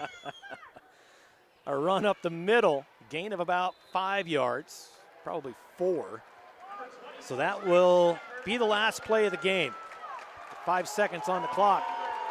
And the WestSide Pirates win the 2023 2A state championship. And the boys in maroon are celebrating down on the field. They won 3 in a row before losing last year. Time to start a new dynasty. They've won 4 out of the last 5. And the fans here celebrating it like it's the first ever. Love it. WestSide just really dominated this game from start to finish, even with the pick 6 to seal the deal. 41-13. They really handed to the Declo Hornets. Really impressed by this defensive line, by the running game, by both lines both stopping the run and opening up the run. This WestSide Pirates team is back and really good. And coming into the game, we talked about it, WestSide and Declo both averaging right at 40 points a game, giving up 15. Well, WestSide got their 41 points, and they held Declo to 13. Below the average. Yep. Really impressive. In a championship game, no less. So what that says is defense wins championships. No doubt. No doubt. And it helps when you have some great runners in Lincoln Henderson, Parker Moser, and Trey Stone. Yeah, that helps. That tends to help him.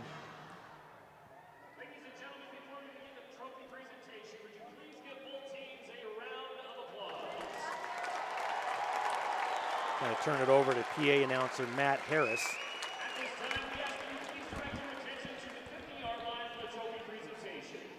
Assisting in the presentation tonight is Mark Press of the IHSA Board of Directors, Ty Jones, the Executive Director of the Idaho High School Activities Association, Roger Harrison, the Tournament Manager, and Declo of Dairy West.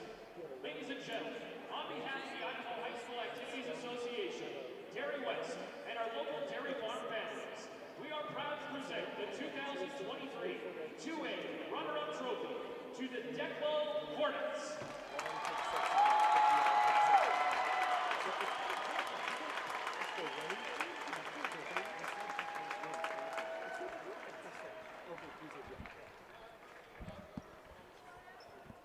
Congratulations to Coach Josh Stewart and Declo. And now, ladies and gentlemen, on behalf of You texting Logan? All right. All right, then down on the field, Tournament Director Roger Harrison holding up the banner. And the Pirates come out to collect the banner that will hang at their school if they have room for another banner. And of course, the blue trophy will go in the trophy case. We're going to take a break. We'll come back with the IdahoSports.com Player of the Game, presented by the Idaho Office of Highway Safety, the SHIFT Initiative, right after this.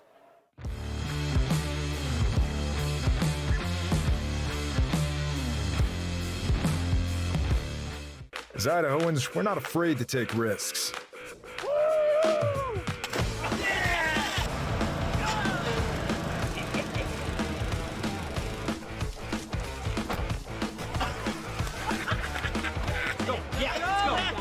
All the way, all the way. Go. All the way down, all the way down.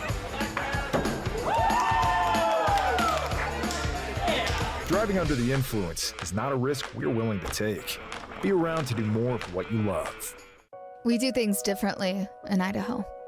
Sometimes we go east to find west, where muddy trails meet huckleberry smiles, stars shine electric, and the wind smells like destiny. Sure, our traffic jams are strange, and not all our steaks are ribeyes. But wherever we go, our eyes never leave the road. Belts strapped and dreams packed, no distractions, no phones, focused. From here to there, it's who we are.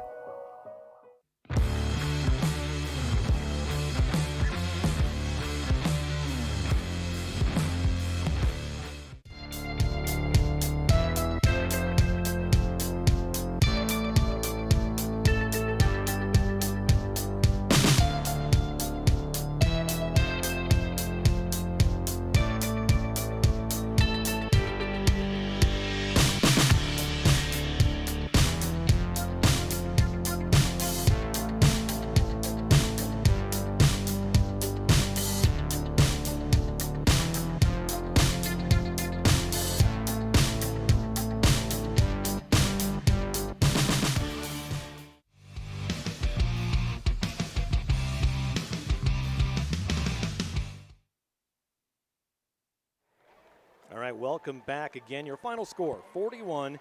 WestSide wins their 4th championship in 5 years. And going through the handshake line now, Declo came in undefeated. Joel, 11-0, looking to win the first state championship since 2018. Lost to WestSide in the quarterfinals last year. Can't quite get it done here in the championship game in the second half of our doubleheader here at Holt Arena. You know, sometimes those perfect seasons. I mean, Declo had a great season, awesome season. Yep. They beat WestSide in overtime, came back and beat WestSide in overtime, 26-27. Won some really nice games. Nampa Christian, it was their first game of the season. Those are always hard. Nampa Christian ended up being the top team in their conference. However, sometimes it's okay to lose one, right? Sometimes you want to lose one, like you said, Paul, earlier in the broadcast, to learn a little bit more about your team. What are our disadvantages? Right. What are our weaknesses? But they never did that. They undefeated the entire season, which is a great accomplishment. It is. Really great accomplishment. But sometimes you got to have a little West Side in you. Lose a couple games. Lose the big game to Declo in the regular season.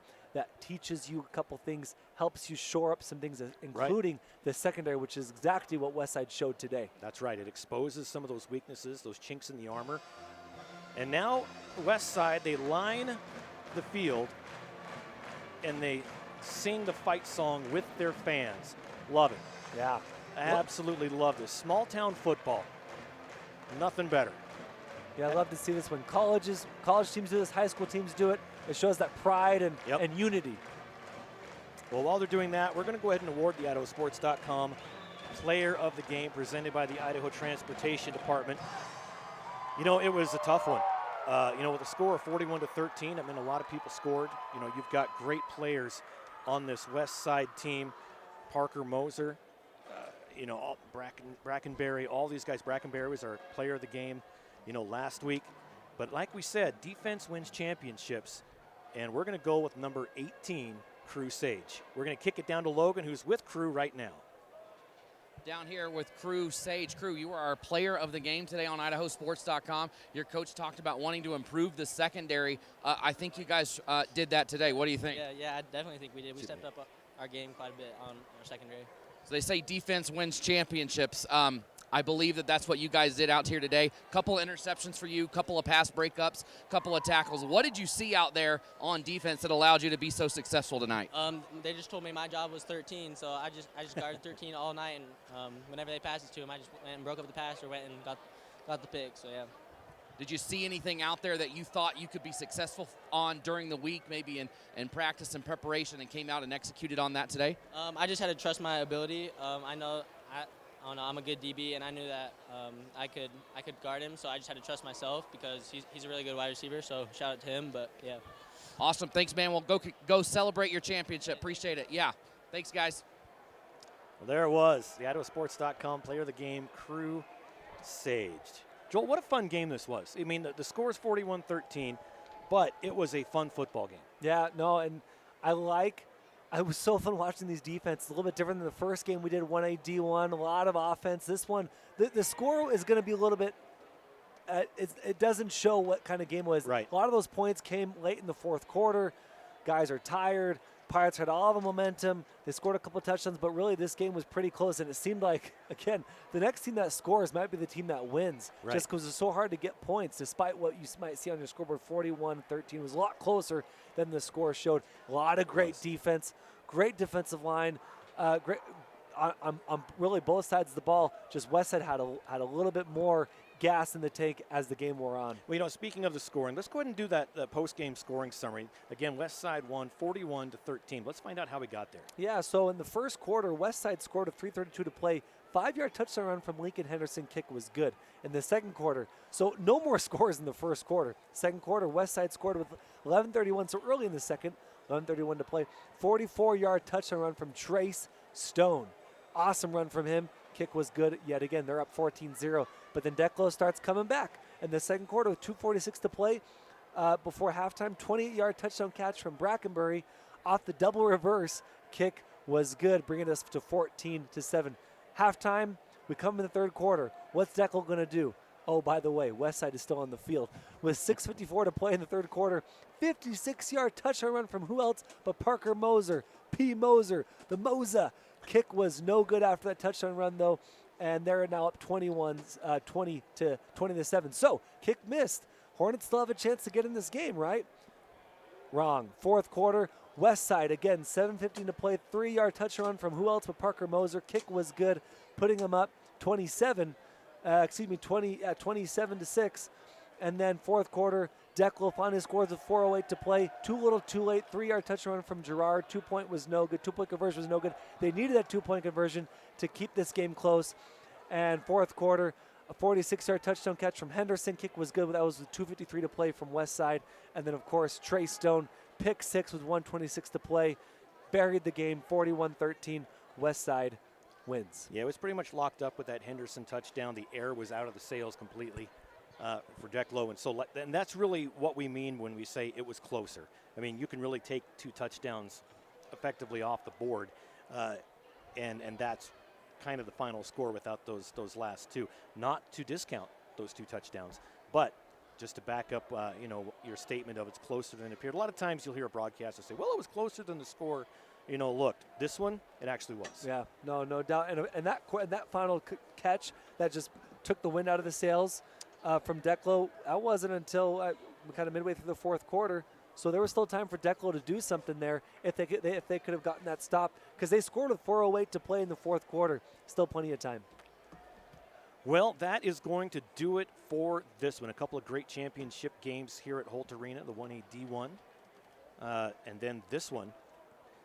And then we got 2 more tomorrow.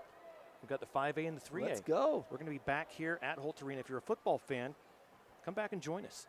If you can be here, great. If you can't, you can listen to the sultry tones of Logan Green, Joel Richardson, myself, and of course, Scotty McHottie Burton coming from Jerome. So it's going to be a fun day of football tomorrow. But right now, the celebration lies in the WestSide locker room. I'm sure they'll be welcomed into town with, fire trucks and police sirens, because that's the way they roll in small town Idaho. And I grew up in New Plymouth. That's what happens. You get the town welcome you in, and I'm sure WestSide's going to get that as well. And Declo might too. I mean, they're very proud of their boys. 11-1 on the year, and a very young team.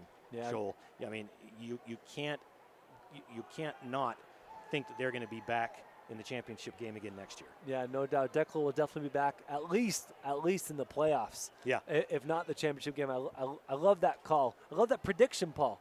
But you heard it here first. We heard it here first. At November 17th of 2023, Declo will be back in the championship game, Paul Kingsbury. But for now, WestSide Pirates back on top. Yes. Get the 3rd championship in 4 seasons. Really nice job from the WestSide Pirates. That's right. Pirates are going to celebrate tonight. It's always fun. Good for them. Well, that's going to do it for us here at Holt Arena. This game was brought to you by our good friends Project Filter, the Idaho Department of Health and Welfare, Valley-wide Cooperative, Next Steps Idaho, Your Health Idaho, and your local Toyota dealers, as well as these great local sponsors. ATC Communications, AMI Supply, Kelly's Bearing and Steel Supply in Burley, Lee's Furniture, Floors, and more, Wickle Tire Pros, Franklin Building Supply, Woodward's Country Store, Preston Auto Parts, and Heartland Ag Systems. Well, this IdahoSports.com GameStreams production of the 2023 Idaho High School Football Playoffs coverage presented by the Idaho Transportation Department and IDEAL, Idaho's College Savings Program. Special thanks to everyone here. Roger Harrison, the tournament director, good guy from Firth. Known him a long time, good guy. And congratulations again to our IdahoSports.com Player of the Game presented by the Office of Highway Safety, Mr. Crew Sage. Defense wins championship. So, for my broadcast partner, Joel Richardson, our sideline reporter extraordinaire, Logan Green, I'm merely Paul Kingsbury. Thanks for joining us again as WestSide beats Declo for the 2003 2A state championship by a score of 41-13. Have a good night, everybody.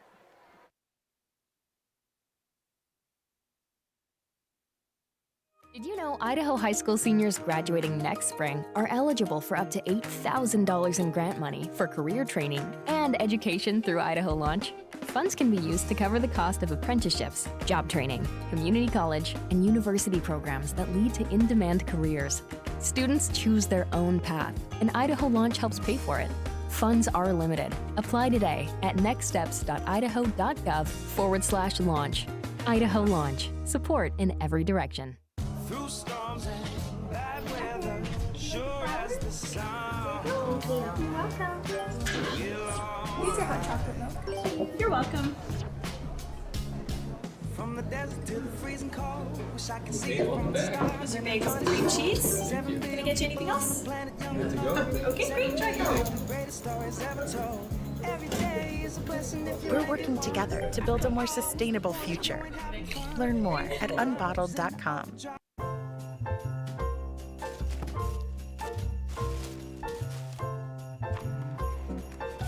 This is not what I asked for. Once again, we have contributed to your ideal college savings program. Love, Grandma and Grandpa. Give the gift of college savings this holiday season with Ideal, Idaho's 529 college savings program. Eventually, they'll appreciate it. I love it. Thank you. College costs money.